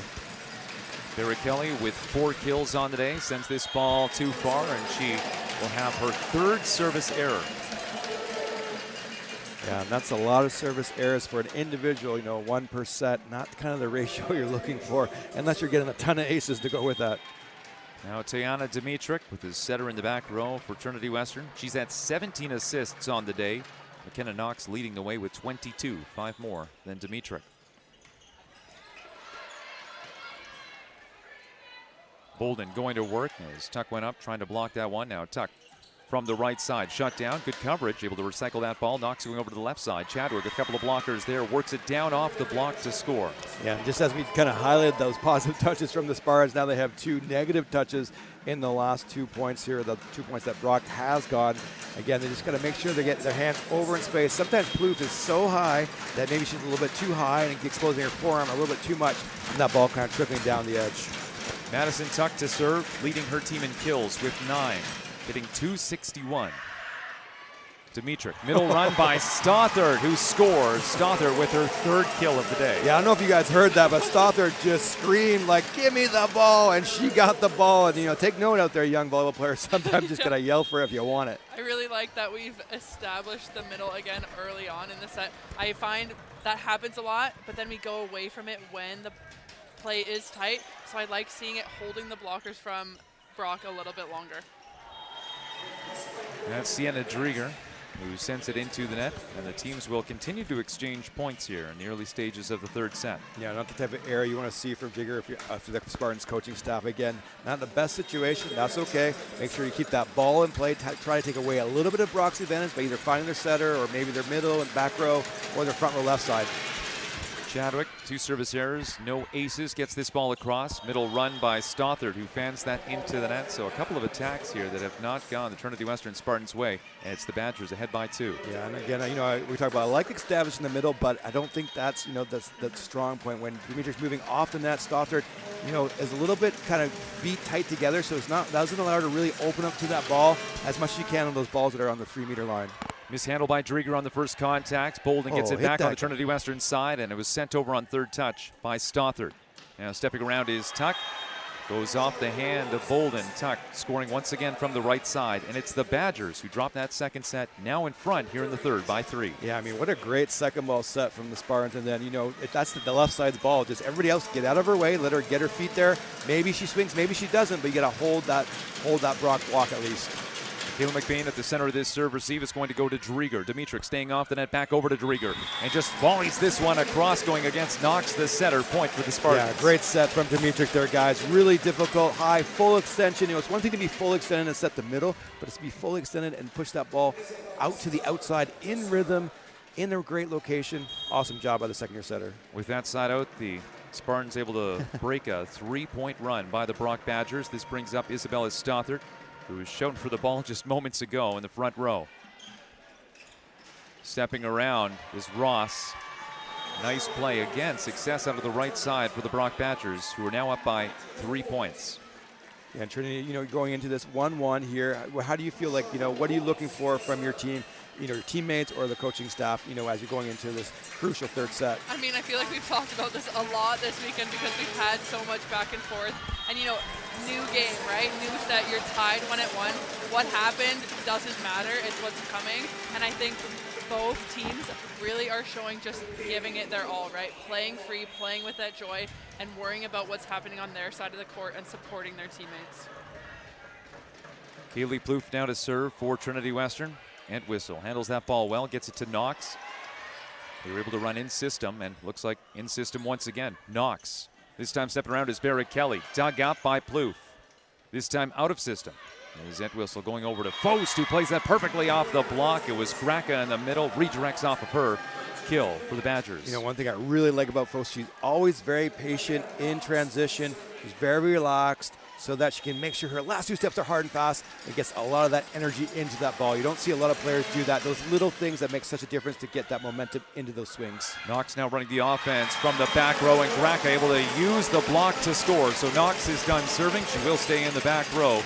And Michaela McBain will head off with Sophia Rader, the libero now for Trinity Western, out there on the serve. Yeah, great run. I think Gracka trying to prove me wrong with the comment about, maybe don't set her on those slides anymore. And good job by her. Sienna Drieger going to Fost. Barry Kelly dug up by Plouffe. Big push over. Dimitrik, high ball to Maren Bolden, couldn't get through. Bolden once again. Spartans running the offense, going down the line, taking out the center. Entwistle now to Tuck with her left hand, tipping it over. Dimitrik, big push back, jumping beyond the 3-meter line was Kaylee Plouffe, running out of the back, picks up the point and puts the Spartans within 1 early in the third set. Yeah, Plouffe, a little bit of that awkward kill swing again, coming from that middle. Here we see kind of rolls over top. I mean, almost like a half-speed roller, but with some pace at the same time. 3 players in the serve receive for the Brock Badgers. Is Fost on first contact and third contact, sending that down the line, a diving Sophia Rader. Knox, this time going to run to the middle, and Barrett Kelly, she's been dug up the last few times by Kaylee Plouffe on a similar play, but this time it was Barrett Kelly with the last laugh. Yeah, Barrett Kelly, I like that run from Barrett Kelly. I don't know if this is on purpose, guys, but a little bit of that push across, almost like a 4, kind of pushing her towards that. Again, she did have 4 blockers, or 4 hands, 2 blockers on it, so good, either good read or good set selection from the Brock Badgers.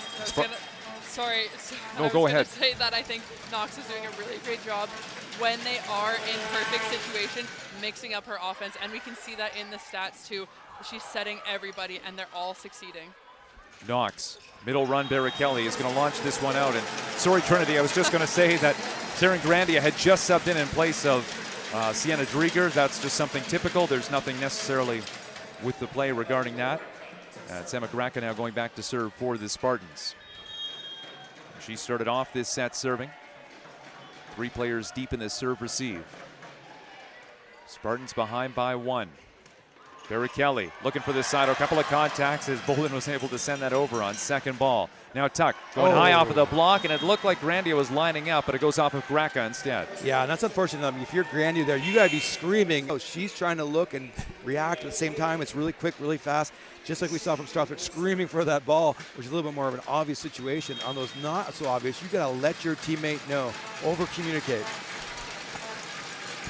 Service substitution once again with Brianne Whalen coming in. Has a couple of aces. Not this time, however. Whalen with a dig in the back. Also saw her as libero yesterday. This is going to be sent out the back, so Whalen is done serving. The Spartans get this side out and trail by 1 point in the third set. Yeah, it looked like the Brock, obviously we didn't see that on that, but going back to the few plays before that, a lot of middle being set from Brock, and obviously that's a change we decided to make here in this third set. We don't have sort of set breakdowns in the stats, but just from the eye test, just trying to find that middle quite a bit more. Sayana Dimitrik in her second season. Here she is at Nationals, getting that ball across on this serve and going to work as Chadwick. There's this side out with 3 attackers at the net for the Spartans. It is the Badgers who score. Yeah, and that block just cannot happen. Again, 2 huge blockers out there. My guess is Plouffe drifted maybe a little bit too far or Stothard just a little bit too late. And again, that goes to the Brock's good decision making by trying to set their middle a little bit more, making Stothard a little bit late. Madison Tuck serving from the south side of the gym here at the LEC. She will go 2 feet too far. Service error for Tuck. This will bring up Marin Bolden for the Spartans. Meantime, a substitution as Taryn Grandia was rotating to the front row. In that position, Sienna Drieger returning to the floor. So it's now 3 attackers once again at the net for the Spartans, with Drieger, Stothard in the middle, and Plouffe currently on the right side. Now Plouffe going up to try to block this one. It's going to be dropped in. A couple of good blockers there for the Spartans, but that gets by Plouffe and a point for Brock. Yeah, Brock taking a page out of Trinity's playbook there. That two-handed set over. We see the Spartans do so much, probably more than any team we've watched this year, this season, or even at this national championships. Here's Chadwick. Part of a 3-point run earlier on when she was serving. And we'll pick up the ace. Let's see if she can go on another run here with a 3-point lead for Brock in the third set. I don't know about you, but I feel like that serve was given away so early that it was going to be short. Like, it was high and there's no speed on it. Yeah. As a Spartans passer, you want to pick that up as early as you can and make that movement. Plouffe tight to the net, drops this into the pot. Knox going over to the left side, down the line, an aggressive swing by Post, going up once again onto the Brock side. Knox, it's going to turn into a joust. Stothard getting the better of her. Play is blown down, and it's the Spartans who score. Double contact called against the Badgers. Knox can't believe it. Yeah, interesting call here. I'm not actually quite sure. I'm not sure if you saw Trinity, but either way, not a best decision by the Brock setter, to go up and try to hit that ball. Spartans subbing in their rookie sub that we've seen in the first set, in the second set, and Claire Pakaluk going back. Meantime, Steve Delaney in a discussion with Knox. That's the focus here. Nick Fuse says, all right, time to get back to it. Claire Pakaluk has been given the indication to serve anytime. Her team trailing by 2 points. Pakaluk taking end whistle down to the ground. Faust, all kinds of aggression. Nice swing from Faust. Yeah, nice swing, big swing, heavy swing, hard swing, any way you want to describe it. What a great swing by Faust there. And again, I thought Plouffe just a little bit not aligning. And again, we talked a lot about her adjusting as an offensive player on the right side. It's also a change as a middle blocker going through the middle, because you're so used, it's a little bit different. You have to set the edge. You have to be there a little bit differently. Your hands are a little bit different. Avery Duncan with one ace, not going to get one here. And it's Graka running in the middle. A quick side out for the Spartans. Duncan is done. Yeah, they're running the middle, and it looked to me like Trinity that Brock was also fronting that middle, which is a little bit of a surprise considering that Plouffe was on that right side. So a great little move there, but you got to know that if you're the Spartan coaching staff, and you got to make them pay for that next time. Kaylee Plouffe, watch for her serve. It's a deep serve receive. They take a couple of steps up, and she's going to go out the back. Another service error for Plouffe. Yeah, just out. Very close. Very close. I thought that one was honestly going to drop in. Well, too, when it's kind of these hybrid serves, sometimes it's a little bit harder to see as a lines person because the line doesn't stay true as much. Setter to the back row for the Brock Badgers as Knox gets this across to Mietrich. Running the offense for the Spartans over to Drieger, scores from the left side, and the Spartans are within 2 midway through this set. Yeah, both teams getting tooled a little bit too much for my liking right now, Trinity. I don't know, what do you think? It's looking like all of the blockers right now are a little too far off the net and not doing enough with their hands, or maybe staying a little bit too high, especially on the Trinity side.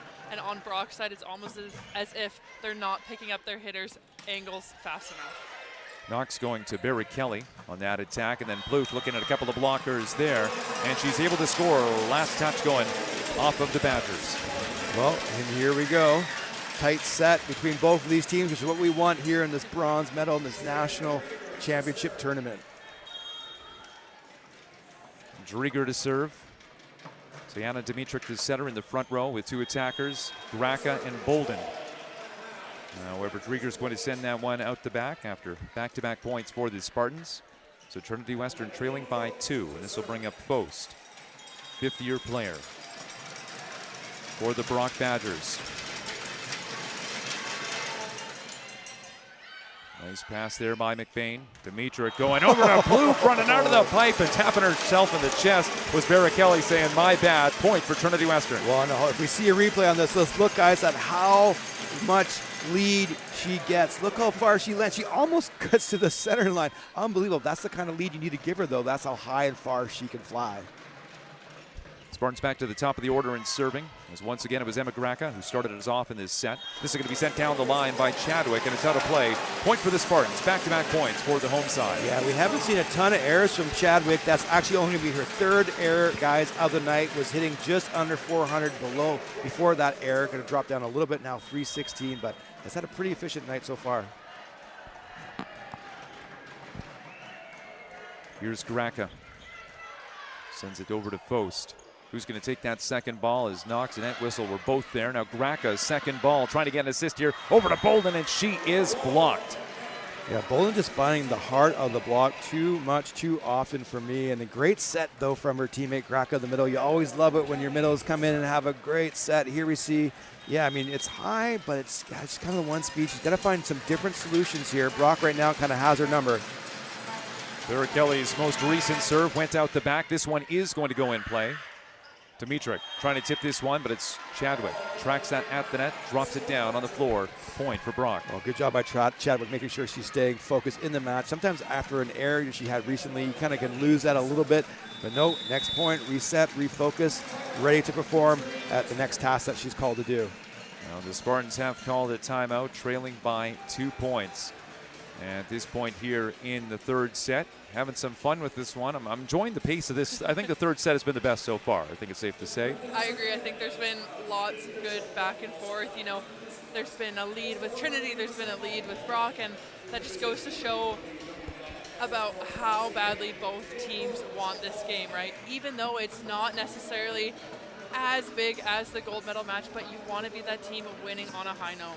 And hey, you still have time to join us here at the LEC because the 2026 U Sports Women's Volleyball Championship presented by Booster Juice continues with the tournament packages and single game tickets. Yeah, we're talking about the single game ticket. It's on sale right now. If you want to watch the gold medal match, visit usportstickets.ca to order your tickets today. Chase the glory. And I do hope it's a nice crowd that shows up here at the LEC. And Ryan, I'm hoping that's maybe some volleyball clubs. You talked about there's not too many tournaments going on, that potentially we could see some of those younger volleyball players, the future Spartans, coming out to watch the gold medal match. Yeah, I really hope so. Of course, when you have such a great event in your kind of home community, you know, Trinity or Langley, if you don't know, is kind of situated in the Fraser Valley, but, you know, pretty close to, you know, most major cities in the Lower Mainland. So hopefully some teams make it out. I know some teams have some play days and some tournaments today, but again, that 6 o'clock match tonight, hopefully they can make it here. Vera Kelly to get us back underway after that Trinity Western timeout. Vera Kelly with 5 kills on the day. Leading for the Badgers is Madison Tuck with 11. There's an aggressive tip coming off the hand of Maren Bolden. Now Chadwick going to work, diving over was McBain. Bolden going down the line. Brock able to make 3 contacts, but now it is showtime. Dimitric, where is she going to go? Middle run by Stothert.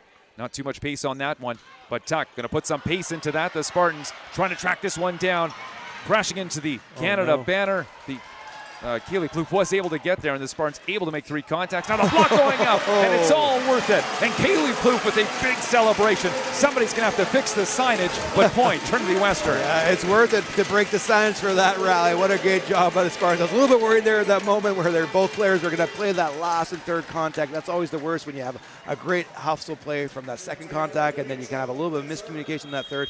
Spartans able to make it work and get the block for the play. Sayana Dimitric running from the offense from the back. There's Tuck, cross court, dug up by the center. Now Rader going over to Plouffe, trying to hook this one in, and just goes out of play, and helping to indicate that was head coach Steve Delaney. Yeah, Plouffe just misses that, but guys, she's doing a great job. 12 kills, hitting above 400. Maybe we'll drop a little bit below it. Again, Bolden's really the one that's got to figure this out here, guys. Only hitting 6%. She averaged almost 300 during the season. So she's got to find a way, find some different solutions. Don't just hit harder and harder and harder. Madison Tuck's previous serve went out the back. This one is going to be close, but it was taken by Drieger and turns into an ace. Yeah, and that's unfortunate. Great serve, though, from the Brock Badgers. A nice float on that one, hey, Trinity. Especially, you know, coming from that 5-to-5, that cross serve as a passer is so hard to pass, especially when it has that much pace and movement, like overall float behind it. Tuck once again. Noise picking up back-to-back points for Brock.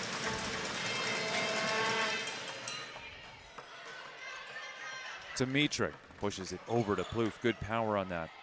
Now Knox over to the left side. Nice delivery coming from Chadwick. The kill for the Badgers puts them up by 4 in the third set. Yeah, it's going to be Chadwick's 10th kill. Here we see a great positive touch from the Brock Badgers and a huge seam. Stothert just not balanced, not set there. And, that's a tough situation. Outside here is going to win that all day when they have that much court and that much space to hit at.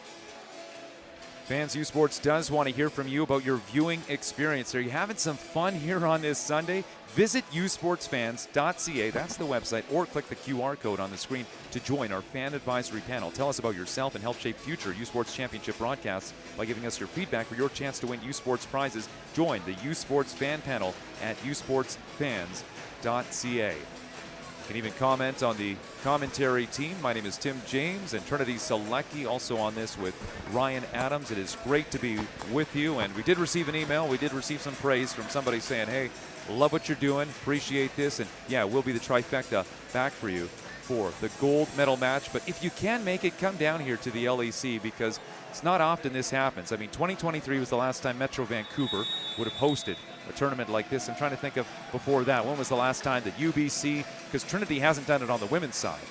Correct, yeah. So I wonder how many more years ago it was, but nonetheless, this doesn't happen all too often. So if you can make it out, please do. The third and final day of this U Sports Championship, and Trinity, you would know, it's one of those, I guess, you remember for your whole life when you host it. For sure. It's, a little bit different situation for me as we won at home, and yes. Trinity is in that bronze medal match. But even being said, you want to get that medal, you want to win on home court no matter what game it is. Plouffe tipping this over. The defense is there. Samantha Day making that first contact, and then it is Ross from the right side to score that first point out of that final Trinity Western timeout. Yeah, Trinity really needs to get this side out now, guys. 21-16, still possible. 22-16, not a lot of runway left, especially how good Brock's block defense is playing right now.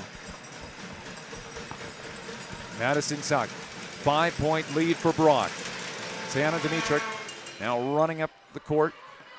Just going to have to run back to take that second ball over to Bolden, away from the net, able to make a decent attack.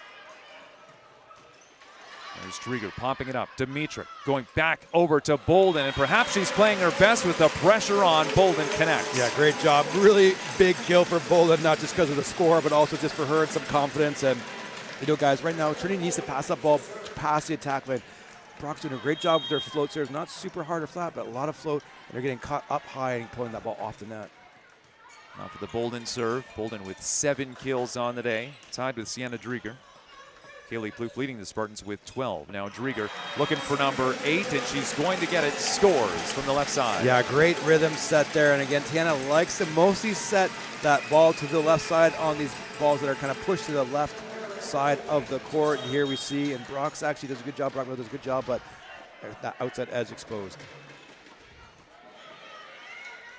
Knox trying to get there. It's going to be a Spartans point coming out of that timeout. They're stringing some momentum together now within 2, and Steve Delaney says, all right, ladies, I want to chat with you. Timeout call by Brock. Well, the tale as old as time, Trinity, that serve pass. Brock was putting that pressure on, not necessarily getting aces, but, getting good results. Now Trinity doing the same back to Brock, and here we are now 19-21. Yeah, you can really, it's always all down to the serve and pass game, and it's been great so far, I would say, on the server seat side of things. Brock doing a little bit better out of system, handling that. But Trinity, they're getting back in system now and taking advantage of those good opportunities. Looking at the stats here, I was just going to say Kaylee Plouffe leading the way with 12 kills for Trinity Western, leading the match in that category. A couple of players on the Brock side tied with kills. Tuck and Chadwick, each with 11. When it comes to the serve, Brianne Whalen, when she came in, we saw her libero yesterday. Well, came in as a service substitution. She has 2 aces, but it's Kaylee Plouffe leading the way, 3 aces and 3 service errors. You don't mind that, though, Ryan? No, I don't mind that at this point in time, no. Great stat. Bolden to get us back underway out of that Brock timeout. Dimitrick, first contact, so second ball coming from Rader. Now Dimitrick looking over to the pin. Drieger setting that down the line. Pinball's on the Brock side, back over to Trinity Western. Dimitrick running the offense. This time going to try Plouffe, and she is rejected. Chadwick, something to celebrate. Big hug from Ross. Point for Brock. Well, guys, we've talked about our bingo card a few times. I don't think that would have been on my bingo card. A one-on-one for Plouffe, and she gets hammer block down for the point. Great job by Chadwick to kind of stop short that block, swing block approach and kind of get her hands into that right space against Plouffe. Chadwick, as the noise picks up once again here at the LEC, both sides of the gym opened up, and she is going to flip one right into the mesh. Trinity Western within two. Sorry, and obviously a strategic decision here by Brock, and almost caught them again. Trinity still flat-footed. Those are the things your libero's got to be communicating, especially when you have two liberos, defensive and a serve receive. You got to know, hey, and this serve, let's be ready for that short serve. Stother back for her second rotation serving. Previously, she was subbed out for Claire Pakelek. Stothard in. Oh my goodness. Well, even the public dress announcer, Kyle Balzer, had called it an ace. Wow. Trinity, am I blind there? I don't think so, because I also thought that was it. Holy smokes, I can't believe they missed that call, guys. 23-20, huge miss. I also can't believe there was not more fight from the Spartan side. Dimitrick over to Plouffe, tipping that one over to Tuck. Knox. Faust, couple of blockers there, sharp angle, and this is going to be good to go as it hops towards the media table. And yeah, that was a big point, just to touch on that. Didn't seem like there was much challenge, and here we are at set point. Yeah, maybe so. Maybe we were wrong because often, but there were so many fans that were up in arms about that. So I thought, I thought for sure that ball was in. Anyways, here we go. Set point, Brock. Big chance to win this big third set. Charlotte Ross with her second rotation serving gets this ball in, taken by Bolden on the dig. And it's Plouffe, right side, scores. Point for Trinity Western, the Spartans within three. Well, look who's back to serve. Seeger, her partner in crime, Maren Bolden, a little high, double high five step. Oh, here we go. This is it. Kaylee Plouffe. The pressure is on. It's a must-win point for the Spartans, and it trickles over. Another ace for Kaylee Plouffe, her fourth of the day. I mean, any way it happens, the trickler, the miss hitter, the pure acer, they'll take it. Great job from Plouffe. Let's see if she can do it again. She needs a couple more here. Yeah, the Spartans need back-to-back points to stay alive here in the third set. We are tied at one set apiece. Plouffe, tough serve. Knox running the offense. Vera Kelly slowed up by the block. Now here's Dimitrick, fake in the middle, some separation of the block. Drieger sends it down the line. Knox on the move, going over to the left side. Faust trying to win this one. Going to go off the hands, and it lands in the court. So, point, Trinity Western. Yeah, not a lot of argument from the Brock Badgers. A little bit at the beginning, but then, yeah, no, that was in. And, this is a tough rotation, too, guys, for the Spartans. They have both Bolden and Plouffe in the back row. Good job, Badger, kind of keeping that ball in play. And then, of course, a great block from the young setter out there. If I'm Brock, I'm honestly expecting it to go to either Plouffe or Bolden in the back row. Because, as you said, two of their best hitters in the back row. Definitely a little bit of a deficit, but they've been so successful running that D-ball and that pipe ball. Well, we were having some fun here in this bronze medal match because I know there was, you might have got the email, they wanted a photo with all of the staff, so all the broadcasters, everyone involved. At 4:30, they said, there's no way that's happening at 4:30. We are still in the third set. That's probably going to happen right before the gold medal match, even if it does. But there is, just a big crew that puts this all together. And I think from the broadcast perspective, I've been impressed. I've been to nationals at UBC. The food table was great at UBC. I really remember that. I've been to nationals at the U of A. That was also spectacular. But I think the whole crew putting this on, I've been nothing but impressed. Yeah, it's been a great event, even just from up here, just everything just, top tip, tip-top shape, just all the little things that matter, especially like this serve here. Plouffe. It's a must-win point for the Spartans. Faust. From the 3-meter line, sends this across. It goes out, and we are tied at 24. The Spartans able to fight back here. Wow, that's the first hesitant swing I think we've seen from Faust. I get it was a little bit off the net, but we haven't seen her kind of shy away, and I think that cost her that little bit of an extra edge to get that ball inside the court. Kaylee Plouffe still serving. She started off with an ace. Knox Looking for the side out here. Brock Badger's not going to get it.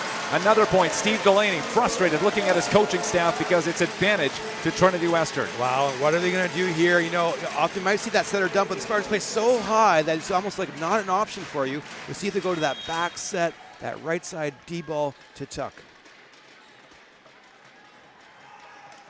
Once again, Plouffe. It's over. Back onto the Spartan side. Graka finishes that one. The Spartans come back. They were down 24-21. 5 straight points for the Spartans. They will take this third set, and the crowd is loving it here at the Langley Events Centre. It will be the Brock Badgers serving first in set number 4. You were watching the 2026 U Sports Women's Volleyball Championship presented by Booster Juice on CBC.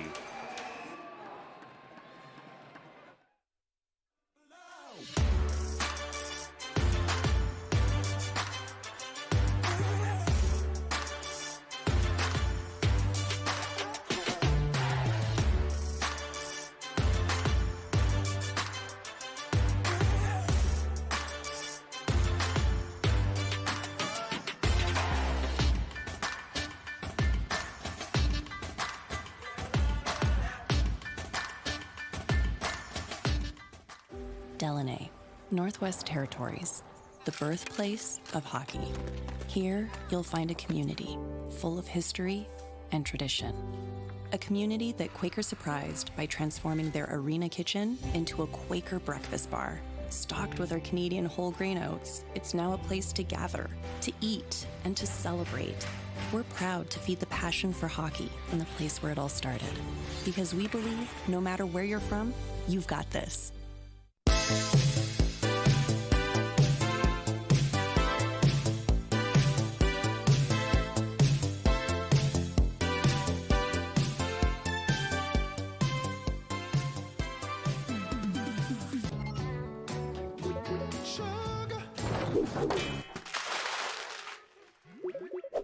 That's embarrassing. You know it's not embarrassing? Using FIG for a home improvement loan. A quick, simple, and transparent offer in minutes. Borrow better with FIG. Delaney, territoire du Nord-Ouest. Le berceau du hockey. On y trouve une communauté riche en histoire et en tradition que Quaker voulait surprendre avec une toute nouvelle cantine déjeuner Quaker dans son aréna. En plus d'offrir notre avoine canadienne à grains entiers, la cantine est maintenant l'endroit pour se rassembler, manger et célébrer. Nous sommes fiers d'alimenter la passion du hockey dans son village d'origine, parce que peu importe d'où tu viens, t'es capable.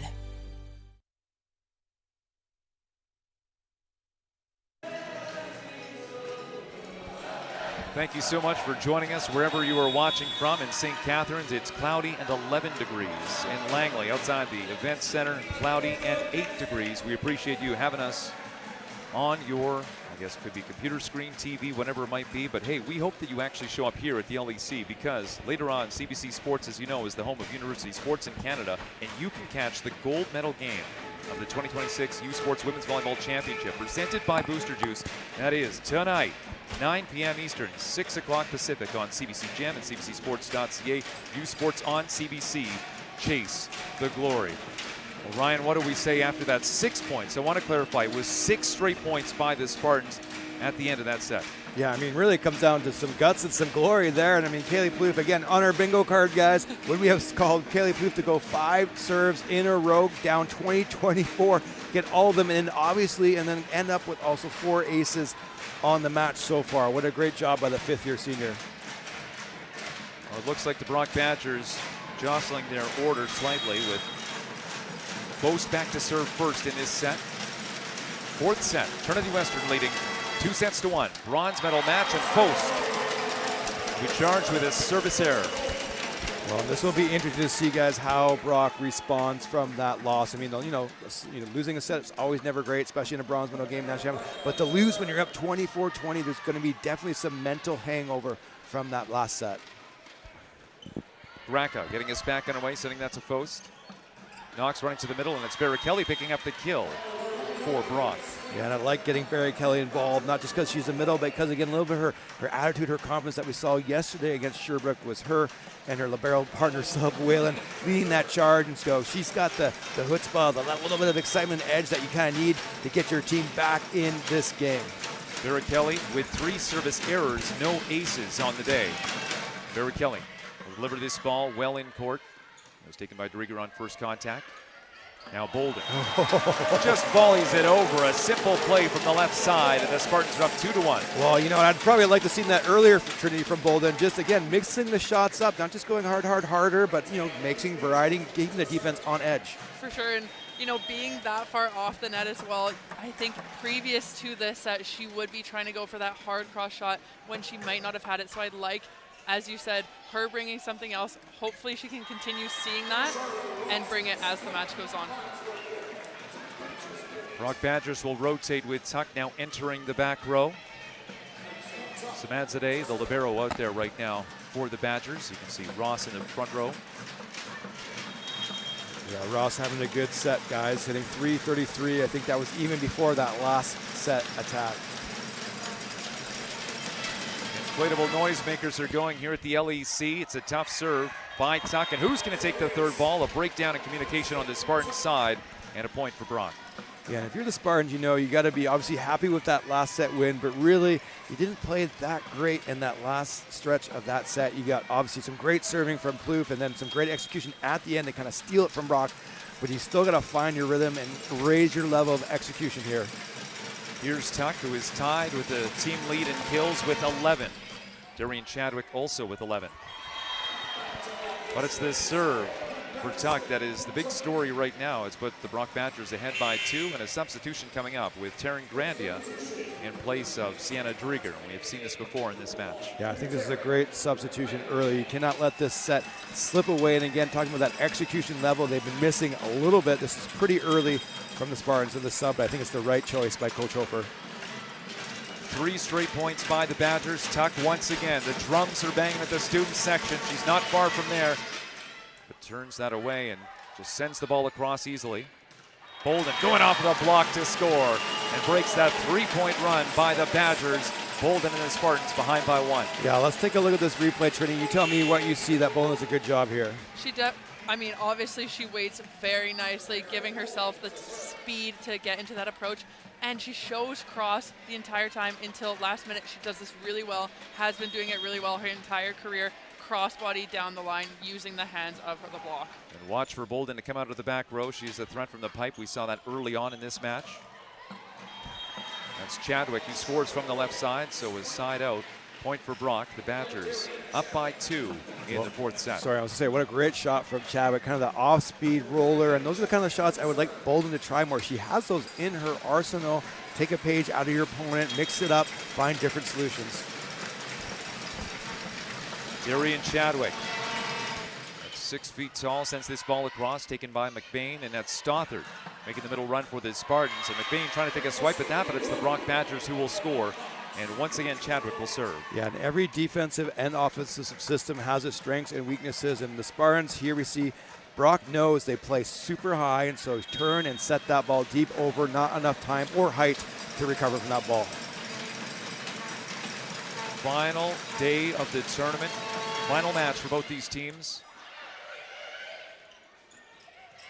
There's Plouffe sending it over on the right side. Now Knox going over to Post, trying to send that down the line. Takes out the center, so second ball coming from McBain, and Plouffe not exactly where she wanted it. Knox running the offense. Stepping around is Ross, and they couldn't connect either.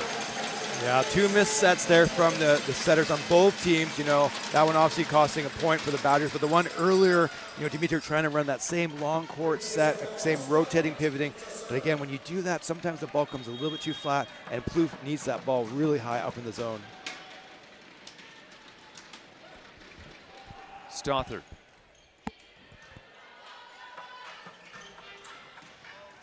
Over goes Post, left side. Nice swing, and that puts the Badgers up by 3. Yeah, and we'll see here on the replay, truly, I'm not sure, but I just feel like Plouffe is just maybe not seeing the right things on the outside blocker. She's so big. I feel like she gets some more positive touches here. Yeah, I feel like she's going a little bit too far, not really picking up her hitter initially. I mean, as a pin blocker as well, you need to sense that your middle's not there with you and find a way to close that seam so you're not giving up that much court. This brings up Kaylee Plouffe, who is part of that 6-point run to end off the 3rd set. She started her serving run with an ace. Let's see what she can do here. Her team trailing by 2. It's going to go back onto the Spartan side, so that is a good serve because they can run in system. Dimitrick going back over to Plouffe. The block going up. The defense is there, though, from Dimitrick. So out of system now. Bolden going over to Grandia. Hit that cross court. Knox on the move. Set from the 3-meter line. Post. And then miscommunication on who's going to play that ball because Dimitrick was looking lined up, but it was the middle Graka right there as well. Yeah, we saw that a little bit last night, too, in that situation with Stothert, remember, and not kind of pushing, almost a little semi-shove here. Let's watch it in the replay. She's going to go, get out of the way, mind, that's the right call, but then you got to be aggressive with it. Okay, or either Graka's going to be aggressive with it and just let Dimitrick know that, hey, no, I got this. Badgers now running the offense from the back row with Knox picking up an ace, and yes, she will be setting from the back. Yeah, well, I wouldn't be surprised to see Trigger come back into this match. Again, things are not quite flowing for the Spartans, or maybe an early double substitution. 9 serving 5. Dimitrick over to Graka, goes off the block, and Barrichelli was up there, and it fell on the Badger side. Point for Trinity Western. Yeah, that's too bad, Trinity. You cannot ask for really a higher positive touch than that block we see on this replay. Just great read overall. It's such a good positive touch, and being the blocker when it's above your head and landing honestly almost on your head is so just, if so you just feel it, yeah. Taryn Grandia getting the serve off.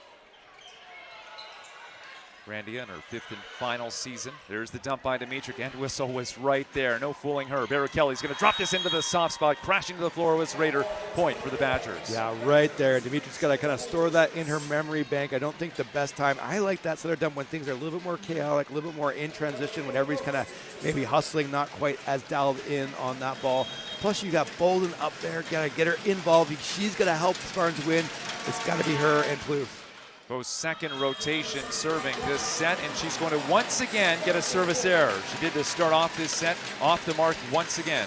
And the Spartans are behind by 3 as they go to the top of the order in servers with middle, Emma Graka. Yeah, Spartans will close this gap here, guys. I think Brock will start feeling that pressure of this do or die set. And whistle. Barrichelli sending it over. Grandia first contact. No libero out there right now for the Spartans, and Bolden's going to tip this one out. Point for the Badgers. Yeah, unfortunate error, but I like that choice. Hey, Trinity, you know, mixing it up, going from something a little bit different. I was just going to say, yeah, I don't mind her going for that at all. You know, especially, I find Brock doesn't necessarily play too high, but they are a little bit higher, especially if their one defender is ready for that short tip. So she does have that deep line as long as it lands in. Whalen. Grandia diving to get to that one. From behind the 3-meter line is Plouffe, covers her own block. There's Bolden, has it come right back at her, but Bolden not equal to the task. Nice block by Brock, and it's a 5-point lead. Well, thinking of Bolden, she's definitely obviously struggling a little bit, but she's staying with it at least. You don't see a ton of change in her body language. That was maybe the first time I saw her shoulders shrug a little bit. Again, this is where you have some sports psych, some people, some individual coaches, those assistant coaches have a little bit of that conversation with her in the next time out. Dimitrick over to Bolden, tips this one in, taken shallow by Chadwick, and Chadwick off the give and go, couple of blockers there, able to get that through.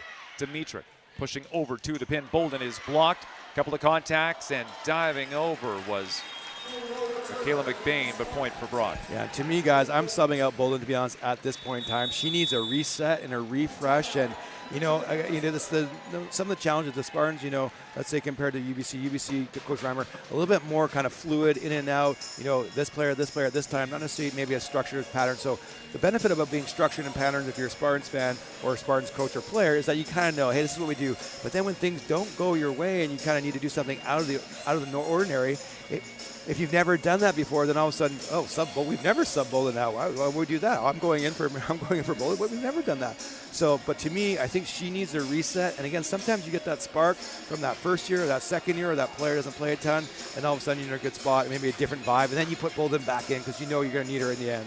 Now, this isn't the only tournament going on right now. Of course, you've also got men's volleyball, because CBC Sports is the home of university sports in Canada. Catch the gold medal match of the 2026 BioSteel U Sports Men's Volleyball Championship on right now on CBC Gem and CBCSports.ca. U Sports on CBC. Chase the glory. But, of course, that's the gold medal match on the men's side. Stick around here. We've got the bronze medal match. And, by the way, when we were going to this timeout here. I was just noticing immediately Maren Bolden having a discussion with Ryan Hofer and Trinity.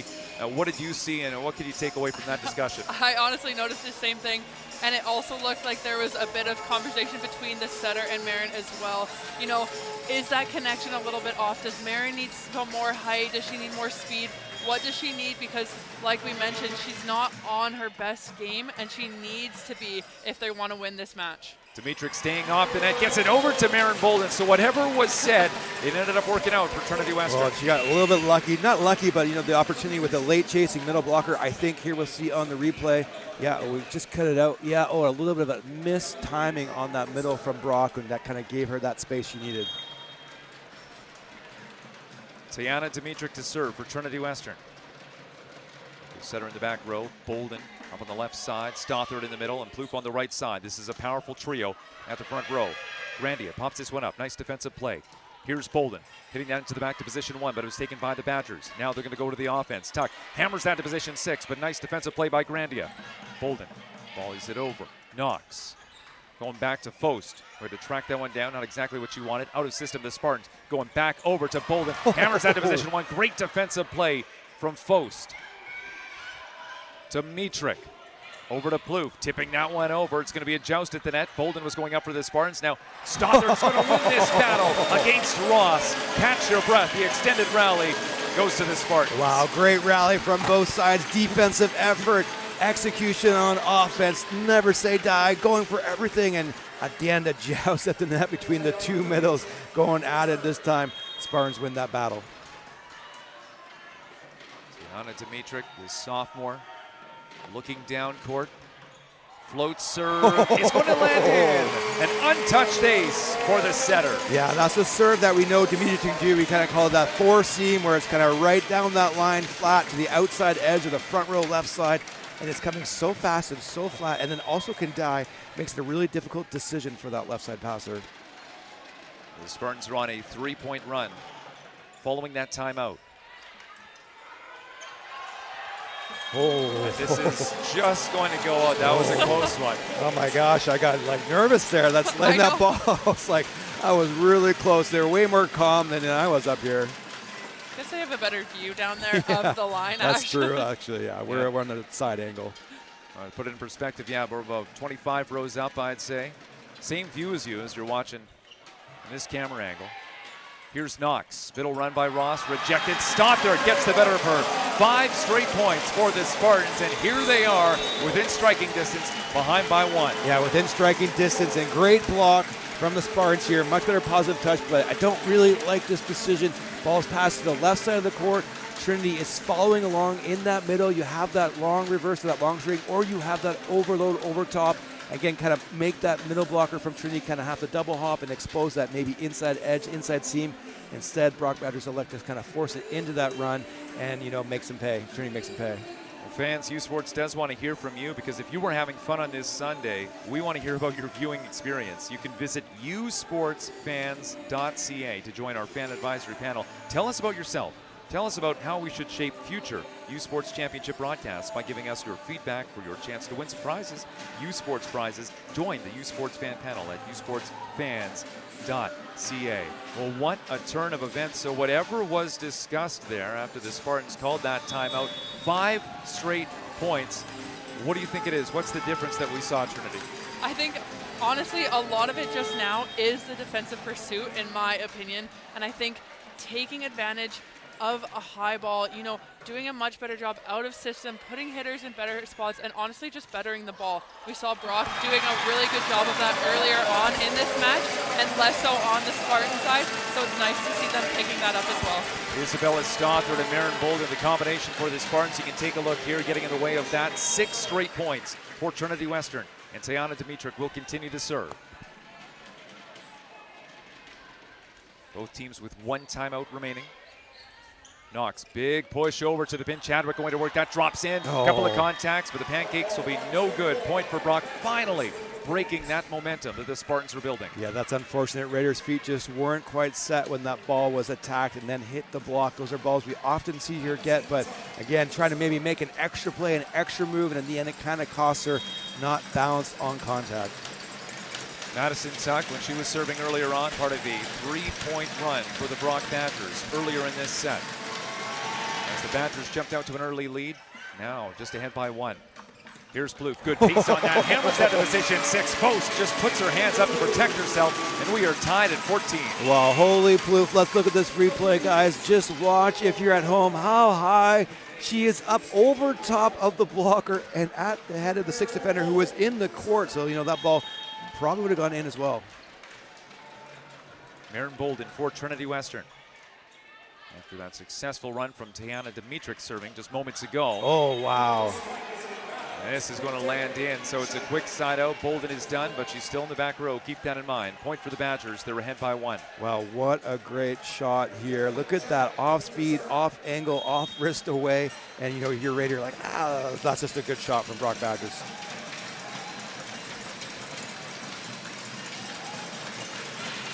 Chadwick put some spin on that. Handled by McBain, able to get that to her center, and then Plouffe going over top of the block, no touch. Point for the Badgers. Yeah, and again, those are things you're going to have to live with, similar to like on the service line with Plouffe, right? She's going to be a terminator either way. It's going to be a point or maybe an error, but again, she's at the moment having more points, more positives than errors.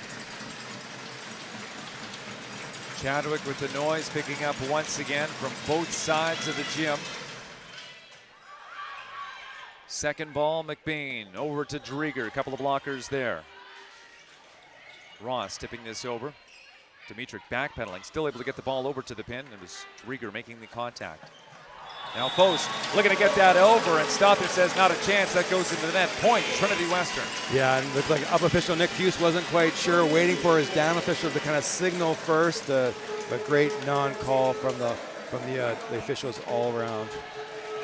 As really? Isabella Stothard, was just rotating to the back row. It will be Claire Pakalek who will go back to serve now.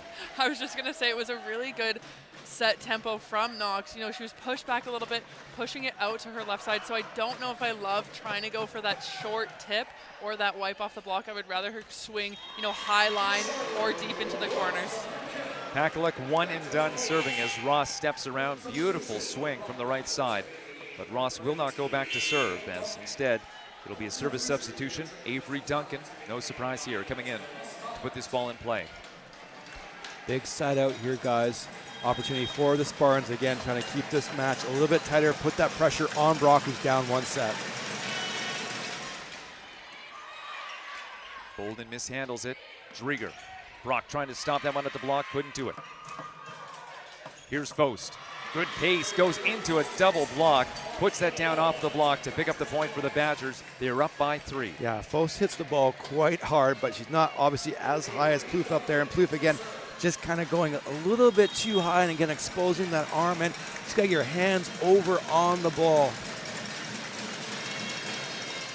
Duncan goes into the mesh. Trinity Western back within 2 here in the 4th set. The Spartans leading 2-1 after an amazing comeback in the 3rd set. If you are just joining us, 6 straight points, and it was Kaylee Plouffe, who you can see on the screen, who was back to serve, a big part of that run. Now here we go with Plouffe once again, leading her team in aces in this match. And whistle. Good reception. Berta Kelly, nice delivery from the right side, stepping around to score for the Badgers. A side out, and that was a good one with Plouffe not able to serve again.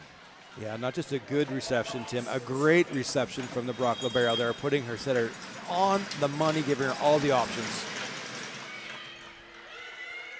Dimitruk set from the 3-meter line. Raka was stepping around, couldn't get through from the right. Now over to the left. No luck for the Spartans with Barry Kelly, part of that block alongside Tuck. Point for the Badgers. Now they've extended that lead to 4. Yeah, this is a tough rotation for the Spartans, and unfortunately, Drieger also is kind of going back to the same shot over and over again at the moment, kind of that line seam off speed. She's got to find some different ways to score, mix it up, and then maybe Tiana's going to find some different, different runs, different selections. This is why, as a team, sometimes you like having, kind of an inside left side set. Maybe we call it a 3 sometimes, or inside go, where it just changes the rhythm and the look a little bit. It gives your hitter maybe a different angle. Spartans don't really do that at any point in the time of the season, so I don't expect to see it now. But that's something why offenses like to build that into their offensive patterning. It is the Trinity Western Spartans and the Brock Badgers. The Badgers, the champion of the OUA, taking on the Trinity Western Spartans, who finished second in the Canada West after a battle with the Alberta Pandas at the Saville Community Sports Centre in Edmonton last weekend. And it was the Pandas defeating the Spartans again yesterday in the semifinal. So it will be Alberta taking on Sherbrooke in the main event, the gold medal match still to come on this Sunday. Stay with us here. Now Trinity Western taking the floor after this timeout. Let's see how they respond.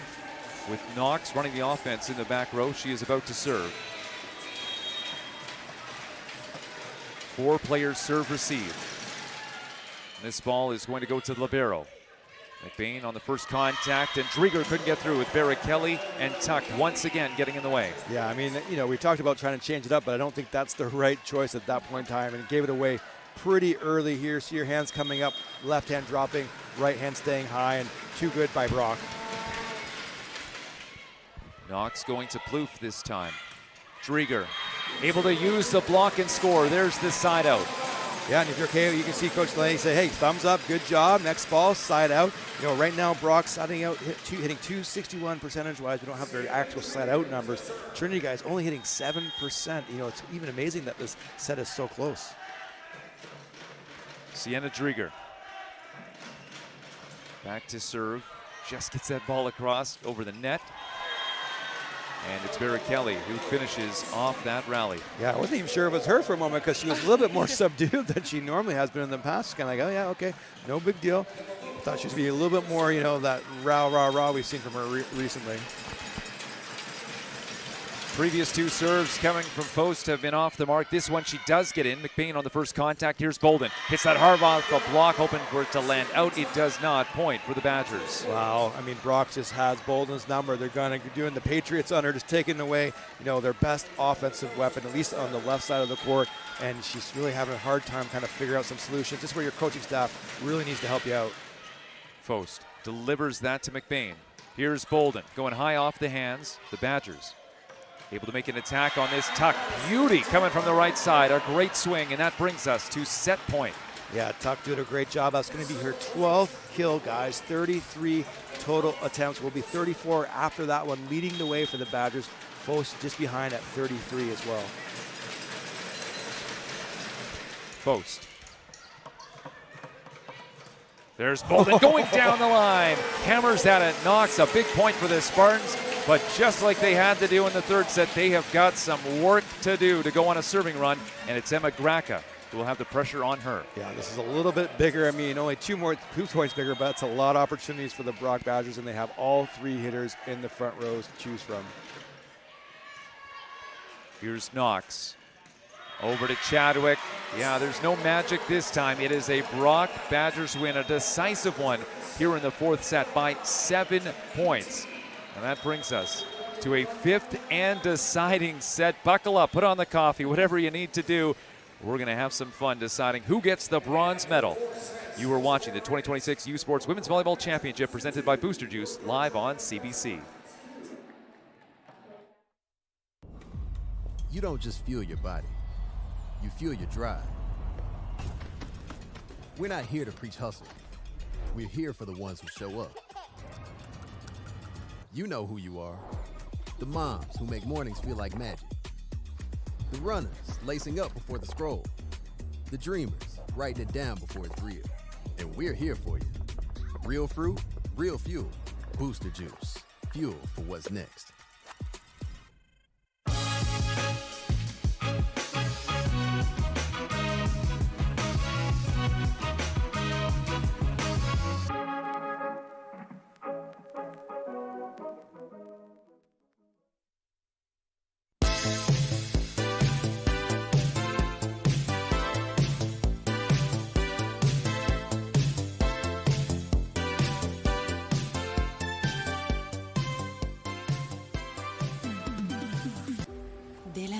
Territoire du Nord-Ouest, le berceau du hockey. On y trouve une communauté riche en histoire et en tradition que Quaker voulait surprendre avec une toute nouvelle cantine déjeuner Quaker dans son aréna. En plus d'offrir notre avoine canadienne à grains entiers, la cantine est maintenant l'endroit pour se rassembler, manger et célébrer. Nous sommes fiers d'alimenter la passion du hockey dans son village d'origine. Parce que peu importe d'où tu viens, t'es capable. Le sport en direct sur icitout.tv. 100% énergie. 100% gratuit. Votre meilleur plan de match pour voir des performances exceptionnelles sur l'appareil de votre choix. C'est icitout.tv. Hey, U Sports fans, check out shop.usports.ca for this week's promotional item from the Nike Team Collection. Visitez le shop.usport.ca pour en profiter de la promotion de la semaine de la collection Nike Team.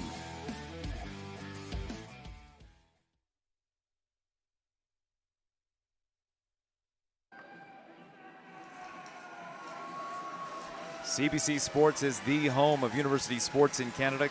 You can catch the gold medal match of the 2026 U Sports Women's Volleyball Championship coming up, presented by Booster Juice. It is tonight, 9 p.m. Eastern, 6 o'clock Pacific on CBC Gem and CBCSports.ca. U Sports on CBC. Chase the glory. Tim James alongside Trinity Selecki and Ryan Adams, the broadcast team. And Trinity, your best players need to be your best players when it comes to a fifth set. And Marin Bolden, the pressure is on her. Truly, and I mean, obviously there's been multiple discussions between Marin and, Coach Hofer, setters, everybody, just to get that right tempo again, right? She has had so much success all weekend, all season, but right now she's not finding that shot that she needs to make. I mean, props to Brock's blocking. Obviously, Tuck is doing an amazing job taking up her angles and getting her hands over the net, making it really tough for Bolden to score. But then again, it's completely 0-0. It's a game to 15. Can she reset quick enough to get some points for her team? Marin Bolden going to work. There you go. You talk about her, and she delivers. Wow, and I mean, look at that. Look at her teammate pumping her up. And again, that goldfish mentality, and it's a short sprint. You probably only need 4 or 5 kills, maybe. I mean, that'd be great in the fifth set. Even 3 would be great for Bolden right now. Now Tiana Dimitric to serve after that faux serve on the Brock side. Again, it's first up to 15, win by 2. This is the 5th and deciding set. The winning team will win the bronze medal. Couple of blockers there. Chadwick says no problem and delivers for the Brock Badgers' first point of the 5th set. Yeah, your best players got to be your best players. Plouffe did a good job offensively with blocking. She needs to step up. She's getting used a little bit too much right now. She's such a good blocker. Got to put a bit more pressure on those Brock outsides. Barrett Kelly, who is at 9 kills on the day, behind Chadwick, who has 15 for the Brock Badgers. Dimitric set from the backcourt. Over to Plouffe, looking for another kill, but she's not going to find her 15th on that. There's Chadwick, hammers that to the back, and Chadwick scores. She's up to 16 on the day. Yeah, Chadwick doing a good job finding lots of different ways to score. That sharp cross, the off speed, that tip to the pot, that high line, that seam line, and looking for a replay there to see what that block is. I felt that there was a lot of space for her to go at. Yeah, good variation from Chadwick. She remains up in the front row with Barrett Kelly to deliver this. With the middle and the back, no libero out there for the Brock Badgers. Backpedaling is Dimitric going over to Marin Bolden, and she scores this time from the right side. Well, I mean, Brock's done such a good job. Kudos to them, like you're saying, Trinity. So, that's it. But then all of a sudden, if she starts to go off, you're like, uh-oh, man, maybe we're in trouble here. For sure, and it looks even like her sets are coming a little bit higher. Still same tempo, but a little bit more height so she can contact it at her highest point. There's Tuck. Hammers this in to score from the right side, her 13th kill. Yeah, too much seams right now, guys, for the Spartans blockers. So they're not necessarily getting positive pressure, and they're not necessarily taking away good seams. Let's see here on the replay. Yeah, that's a lot of seam. You want to see Stothard maybe do a little bit of an impulse step and just get up and over so your defense can maybe step into that gap a little bit earlier. Here's Madison Tuck entering the back row, leading her team in digs with 14 on the day. There's Kaylee Plouffe, dig from Faust. Chadwick going to work. Good penetration by Stothard and Plouffe. The 2 best blockers on the Spartans get the job done, and we're tied at 3. Yeah, well, finally, you got to just feel a little bit, almost a sense of relief, just the same with Bolden being successful. Finally get some positive with those 2 blockers. Again, great blockers, big blockers, but Brock has had their way with them tonight. Here's Isabella Stothard. 5 blocks on the day. 4 kills, delivers this ball over. Now Knox running the offense here.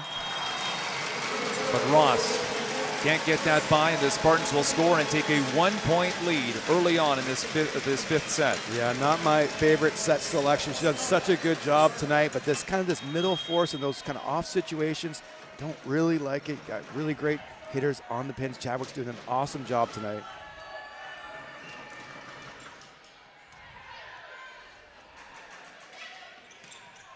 Nice delivery from Tuck. Here's Gracka, second ball. Drieger looking to send that down the line and use the block. Not going to do it. Drops on the Spartan side. Point for Brock. Yeah, great set from Gracka there, but Drieger again, she's kind of tunneled into this same shot over and over and over again. And the Brock Badgers know they're doing a good job waiting, and making sure they're not getting abused out that sideline. I mean, we've seen so far that blocking is going to be very crucial for this set. Both teams have shown that they can hit the ball, put it away when they are given those seams and that space. So it's going to be really important for both teams to get their block set and their hands over the net quick. The Spartans had some difficulty on that Chadwick serve, but it ends up being a Trinity Western point as Post couldn't get it to go from the left side. Yeah, tough situation for Post there. Maybe tries a little bit too much with the ball, the hand that she was given, but again, a little bit of too wide of a set, not a lot of room for her to work. Kaylee Plouffe. Here's Knox stepping around is Ross hanging on the net. Drieger will now reset after going up with the block. Will tip this deep. Picked up by Chadwick. Nicely done defensively. Here's Ross. Couple of blockers there, and Ross able to use the block as she steps around the middle. Picks up the point for the Brock Badgers. We're tied at 5. Yeah, not the cleanest run from the Badgers ball. Just kind of sneaks across. Maybe hit the block. Maybe it didn't. Not a ton of argument from the Spartans, so we'll never know. But again, both sides just a little bit hesitant besides that first kill from Bolden. No libero out there right now for the Badgers with the middle in the back row. That was Ross delivering that serve. Ross diving forward, showing off her defense. Now the Spartans trying to run the offense, but that's going to be tight to the net, and Dimitric had to send it over. Knox, middle run by Barrett Kelly, and the Brock Badgers score and take the lead. Yeah, you cannot have that happen at this stage. 5th set in a bronze medal game at National Championship. You can't pass this ball tight. It forces your sitter to kind of try something versus giving her a chance to set her hitters who need to get the job done for them.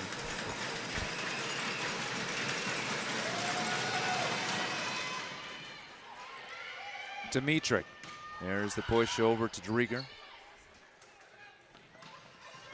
And that's hammered cross court. Faust picking up the kill for the Badgers. They're up by 2. Yeah, and even though Faust missed that earlier one, she's showing some, different shots, different variation. Drieger right now, I know she's only in her 2nd year, but she's gotta mix it up a little bit. Too obvious right now. And again, a little bit large seam there from the Spartans, and the Spartans play kind of this middle system, and if you have such a big seam, I would like that player in 6 maybe to take that step to the left. In that system, you kind of have to have your 5 also can kind of slide to the corner. That time, not really on the same page. Well, some fans likely going to be arriving soon here, getting ready for the gold medal match, as that starts at 6 o'clock Pacific, 9 o'clock Eastern. If you are joining us for that, please do on CBC Gem. By the way, U Sports fans, we do want to hear from you about your viewing experience. You can visit usportsfans.ca to join our fan advisory panel. You can tell us about yourself and help shape future U Sports Championship broadcasts by giving us your feedback for your chance to win U Sports prizes. Join the U Sports fan panel at usportsfans.ca. Yeah, I wouldn't be surprised, guys, if we maybe see a sub here like we did last set with Granger coming in for Drieger. She's just not finding a solution. This is a tough rotation for the Spartans. Plouffe and Bolden in the back row. The noise picking up once again as Ross sends that floater over, and the Spartans have some difficulty with Kaylee Plouffe targeted on the serve. 3 straight points for the Brock Badgers, and the teams are going to switch sides. Yeah, I'm not sure why Plouffe is in that serve-receive rotation. It's not like it's a spin serve, which is kind of often sometimes where you see that 4th passer brought into. To me, that doesn't make any sense. You have 3 really good passers. It's not a super hard, super aggressive serve. And obviously Brock's going to target her on that Trinity, right? So I'm not sure what the thought process is there in that situation. You can see some of the 300 section, the Spartan faithful.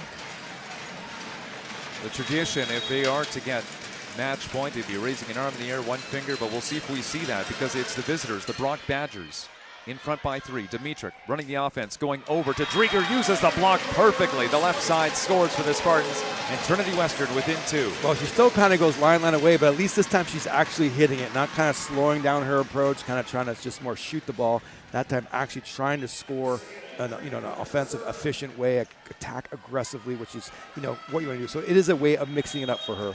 It's going to be important, too, as the set goes on not becoming tentative. We see that a lot. It's really tight. It's a 5th set. You don't want to be the one to make the error, but you can't get tentative with it. You need to stay aggressive. Dimitric tipping that ball over on a 2-ball, and this is going to be sent in cross-court. Post. She's on fire from the left side. Yeah, talk about being aggressive. Post, we know she can be that way, and she's not afraid. And again, some of that 5th-year experience mentality, not holding back, knowing when to be aggressive and when to be smart. That time, she chose and made the right decision. McKenna Knox, setter in the back row for the Brock Badgers. They are up by 3. Bronze medal match. Dimitric going over to the pin. Bolden sending it off the block, and then Graka makes contact, and it's a point for Brock. Oh, and that might have been out, guys. If you see on the replay, hard to tell from our vantage, but good high swing, decent block from Brock. Let's hope we see a replay. Those are always so tough to Trinity because they come at you so fast. If you're Graka, you don't want to leave it because you don't want the ball to land in, but I thought that ball was going to go out. I also wanted to touch on the block from Brock. Too bad we didn't get the replay, but you could see the middle blocker with Brock immediately release out to Bolden, which is obviously a game plan to keep shutting her down, and they were very successful. Well, leading the way offensively for Trinity Western is Kaylee Plouffe with 14 kills, but Marin Bolden has made a bit of a comeback. She's only hitting 6%. That's not great, but up to now 13 kills. Sienna Drieger also in the double digits at 10. When you look at the Brock Badgers side of things, Darian Chadwick, 17 kills. It has been Emily Post who has seen the volume. Total attacks at 37. Post with 12 kills, but really it's that varied offense. You're looking at Chadwick, 35 attacks, Tuck at 36, and Post at 37. A number of threats on the Brock Badgers side. Yeah, then 23 and 20 from your 2 middles, so a very well-balanced offense. Knox getting us back underway out of the timeout. Bolden couldn't get through. In. That is going to be a Spartans point. Yeah, no call from the lines person, which is strange because you should cross your arms if you're not going to make the call. I thought it was definitely in end line.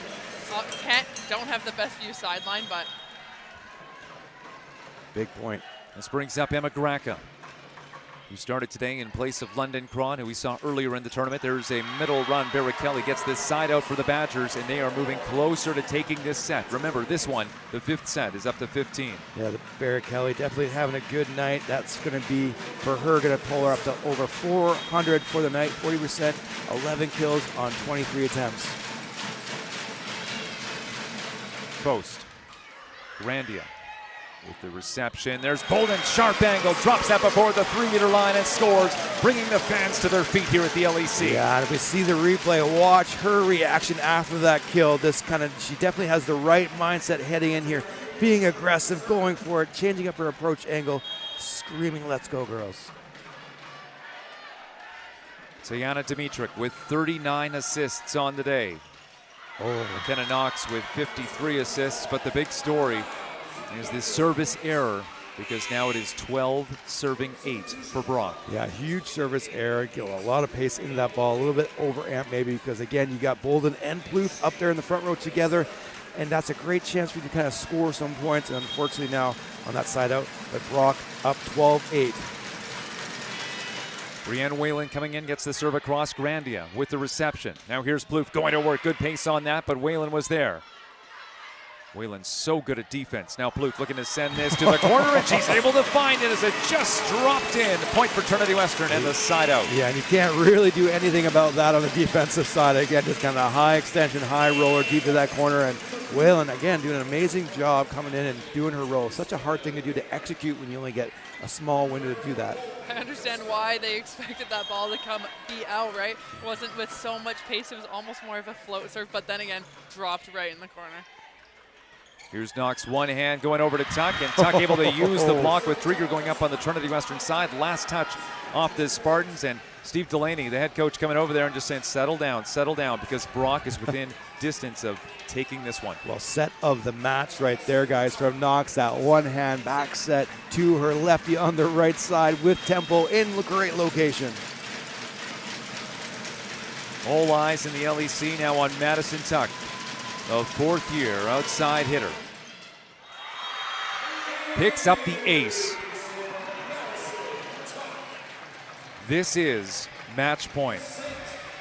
Well, and you're not out, obviously, for the Spartans. 14-9, one side out, 14-10. You've seen that kind of gap close a lot in volleyball. It's not unusual.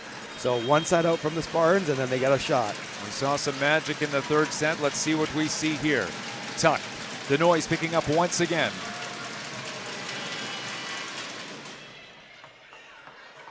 Dimitrik over to Drieger, able to get this to go, and the Spartans are still alive.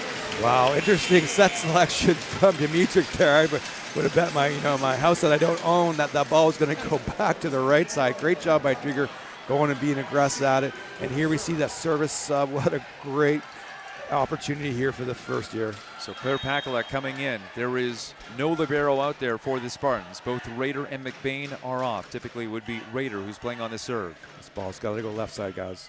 Pakalak gets this in. Spartans must win this point. Chadwick going up, going to tip this ball, and the Spartans are going to score as that goes on the wrong side of the aerial. Wow, offensive error. I mean, of course, you had a bad pass there, but remember that old traditional saying, you got to better the ball in that situation. Made it a little bit worse, and then even worser. Brock has been doing a good job so far this entire match of bettering the ball. You know, they've been out of system, but their setter Knox has been doing such a great job putting the ball in hittable positions.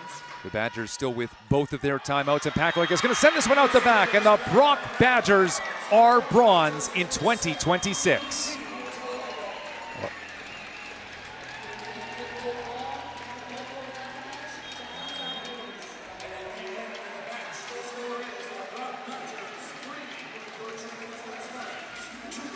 It took 5 sets, but the Brock Badgers with a big victory against the host team to take bronze here at the 2026 U Sports Women's Volleyball Championship. Yeah, great job from the Brock Badgers, kind of out-hitting Trinity's 265 to 168, 66 kills to 50 kills, and and I think all around Trinity just a bit better balanced offense in all positions. And again, Trinity is obviously Plouffe in her 5th year, Bolin in her 4th, but after that, pretty young, pretty inexperienced, especially at this stage. Whereas Brock has had some players that have been there for a while and have been on this stage year after year after year. Totally, and I think even going to Brock's game last night, we talked a lot about how they were so defensive and then so offensive, and I think we saw both of those all throughout the match tonight. So not surprised in a way that it did go to Brock. They really performed well. They brought so much offensively, and shout out to Knox again, running her offense so well.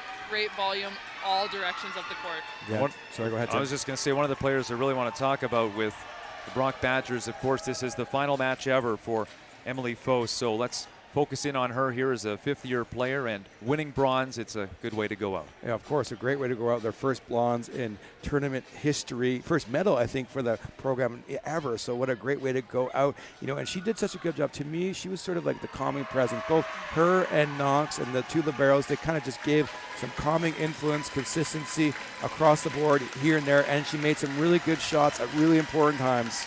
That's that veteran leadership, right? You can have so many young players, but then having that mix of that leader, being able to, calm the group.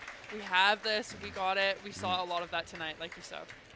Well, the Trinity Western Spartans also with graduating players, and let's talk about one of the players who really impressed from behind the service line. Part of that run to come back in one of the sets late, we're talking about Kaylee Plouffe. Yeah, Kaylee Plouffe, 20 points, guys, for the Spartans, leading the way, hitting 244 and those 4 service aces like we talked about. And again, keep in mind, this is only her almost 2 years, a year and a half of playing on that right side and performing at such a high level here on the national stage. So lots to be proud of your Kaylee Plouffe. Yeah, she definitely did an amazing job all season, all weekend. It was really great to see her perform. And like you said, making that move to the right side is so hard. And we could see glimpses of, that difficulty in her play. But overall, I think she performed at such a high level. Now, over the years, it has been a joy watching her, especially when she partners up with Isabella Stothard. That combination, the 2 best blockers on the Spartans, Stothard and Plouffe. But again, Plouffe, in her 5th and final year, will be moving on at the end, and this was her final match in U Sports. That is the same story for a standout libero. The Spartans, of course, run a 2 libero system, and it was Michaela McBain who has played in her final match. Now, just to look at the U Sports players of the match.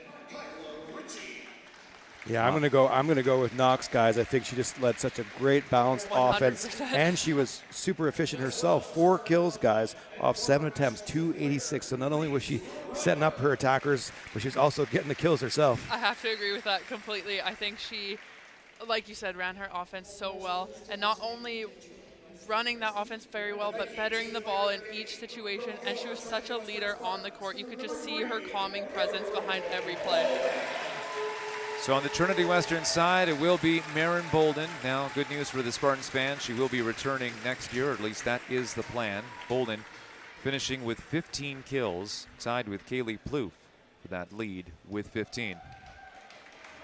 Yeah, great job by Bolden, especially in that 5th set, you know, kind of recovering. And obviously they didn't win, but, you know, she kind of found her way out of that funk. So they're going with the 5th-year player. I mean, there's nothing to take away from Knox as the center, but Fost getting the honor here. And yeah, she was, I think, Trinity, you mentioned kind of that calming presence, but also just was able to be aggressive. She just had that perfect balance. Yeah, she didn't go away from her aggressive offense.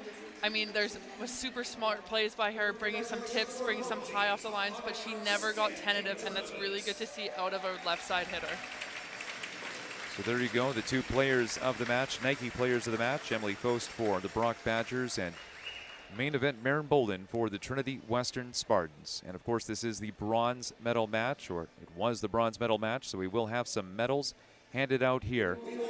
And what do you think this is like in Trinity? I'm going to look to you because you've got this experience. You know, it's different. I'm not going to go back to 2023 because you're at home. It's the gold medal, and I know that's different, but you've traveled more than halfway across the country as the Brock Badgers. You've shown up here. You've taken on the host. You played in the 5th set. You had a breakdown. It's not like they played a perfect match. They broke down earlier on, but they were able to close it out. What are your thoughts here as you see the players honored and getting hugs with those bronze medals handed out? I think, you know, they just need to feel so accomplished and be so proud of themselves, because we talked about this earlier at the beginning of the match. It's so hard to bounce back from a semifinal loss, and obviously both these teams were in that position. But I think, honestly, Brock came out stronger, having, like we said, that goldfish mentality, forgetting about the past and looking forward to the future. So I think they just need to be really proud of the way they performed tonight. Now, Steve Delaney, the head coach, you know, talking with him, he was saying going into this, he's going to treat this like a business trip. So basically, the ladies were just kind of stuck around the hotel watching video. They weren't allowed to go out and eat. He was like, that's it. No, we're going to bring food in.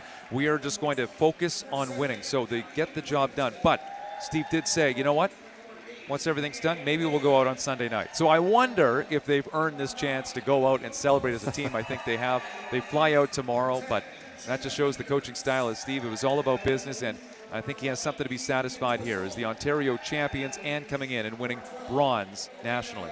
Yeah, and of course they've been here the last few years now, Tim, and being dominant really in the OUA, but haven't been able to get past that quarterfinal. Managed to do that here this weekend, and of course to come away with some hardware is a great accomplishment for his program and his players. Because it has been tough over the years. I just think back to 2023, what happened in the quarterfinals, and Trinity might have had a part in that, with UBC eliminating Brock, but Brock showing up, and they will be one of the teams leaving with a winning record in this tournament. And it was so tough yesterday, of course, if you are a Brock fan, to see what happened with Sherbrooke. That went to 5 sets. That could have gone either way, but it will be Sherbrooke playing for gold. That is still to come up here on CBC. But the Brock Badgers, I think they can be proud of the way they played this tournament.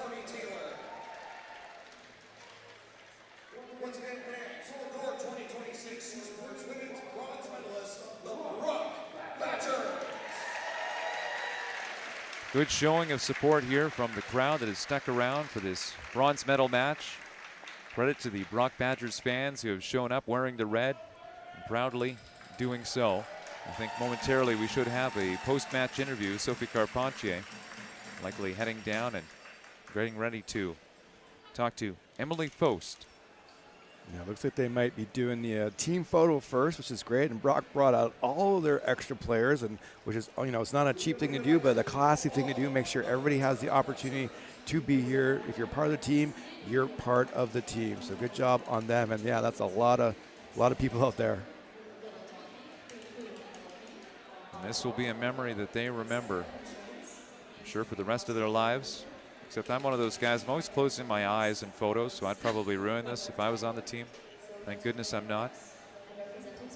Yeah, and of course, you know, you're as tough as the Trinity, the home team. You know, you're having watched. You just lost a bronze medal match, so that's one thing. But to have it on your home court and kind of have to stand there and watch them, obviously classy and willing, you know, to support Brock Badgers in that win, but difficult knowing that this is the end of your season and didn't happen the way you want. You've been thinking about and dreaming about this for 2 years. You know, if you're the Spartans, kind of getting that host berth.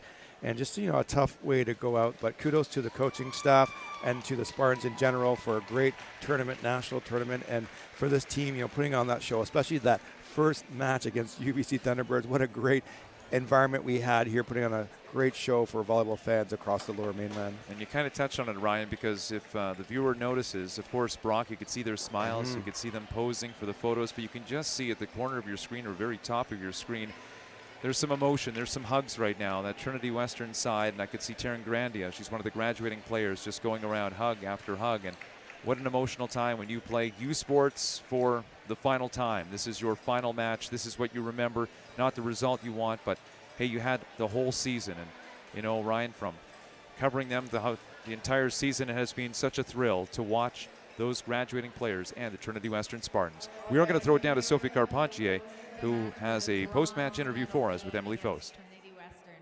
Emily, I see you're filled with emotion, and I understand that this has been quite the journey for you, having been in nationals for 4 times. Can you talk to me a little bit about what this bronze medal means for you, having played your last match as a Badger? Yeah, this medal means everything to me. It's gonna forever be on my wall. It's something I've always dreamed of having, and for it to be my last match as a Badger, it means the world. Amazing, and you had a phenomenal game. The way you utilized your strengths as a hitter, server, serve-receive, and especially on defense. Now what's next for you? How, moving forward on this, being a bronze medal champion, your future, you're finishing up your masters, what does this all look like, your life with volleyball? So I'm hoping to go play pro next year, and I'm gonna finish my masters while I'm there, so. Good luck, congratulations once again, and what an amazing career to cap off with the bronze. So much. Well, thank you very much to Sophie Carpentier doing that interview with Emily Faust. Congratulations go out to the Brock Badgers. And now we'll just go through our panel here, and Trinity, will start with you. Final thoughts on this matchup, a win, a bronze for the Brock Badgers. I mean, I thought overall it was an amazing match.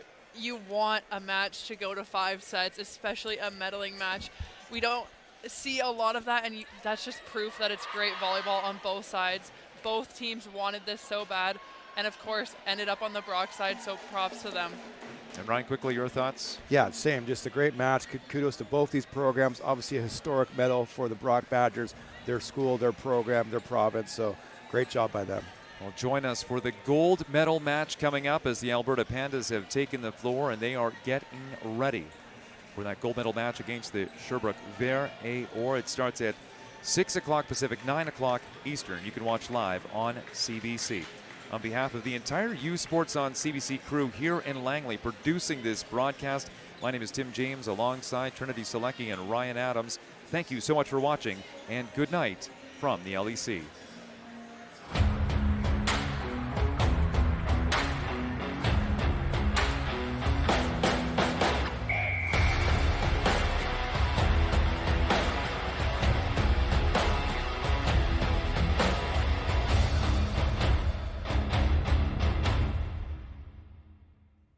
U Sports on CBC, présenté by U Sport à Radio-Canada, une présentation du gouvernement du Canada, the Government of Canada. Nike, Fox Sporty, Veriburn Medical Supply, Les Bagues Baron Rings, BioSteel, APAR, and by Booster Juice.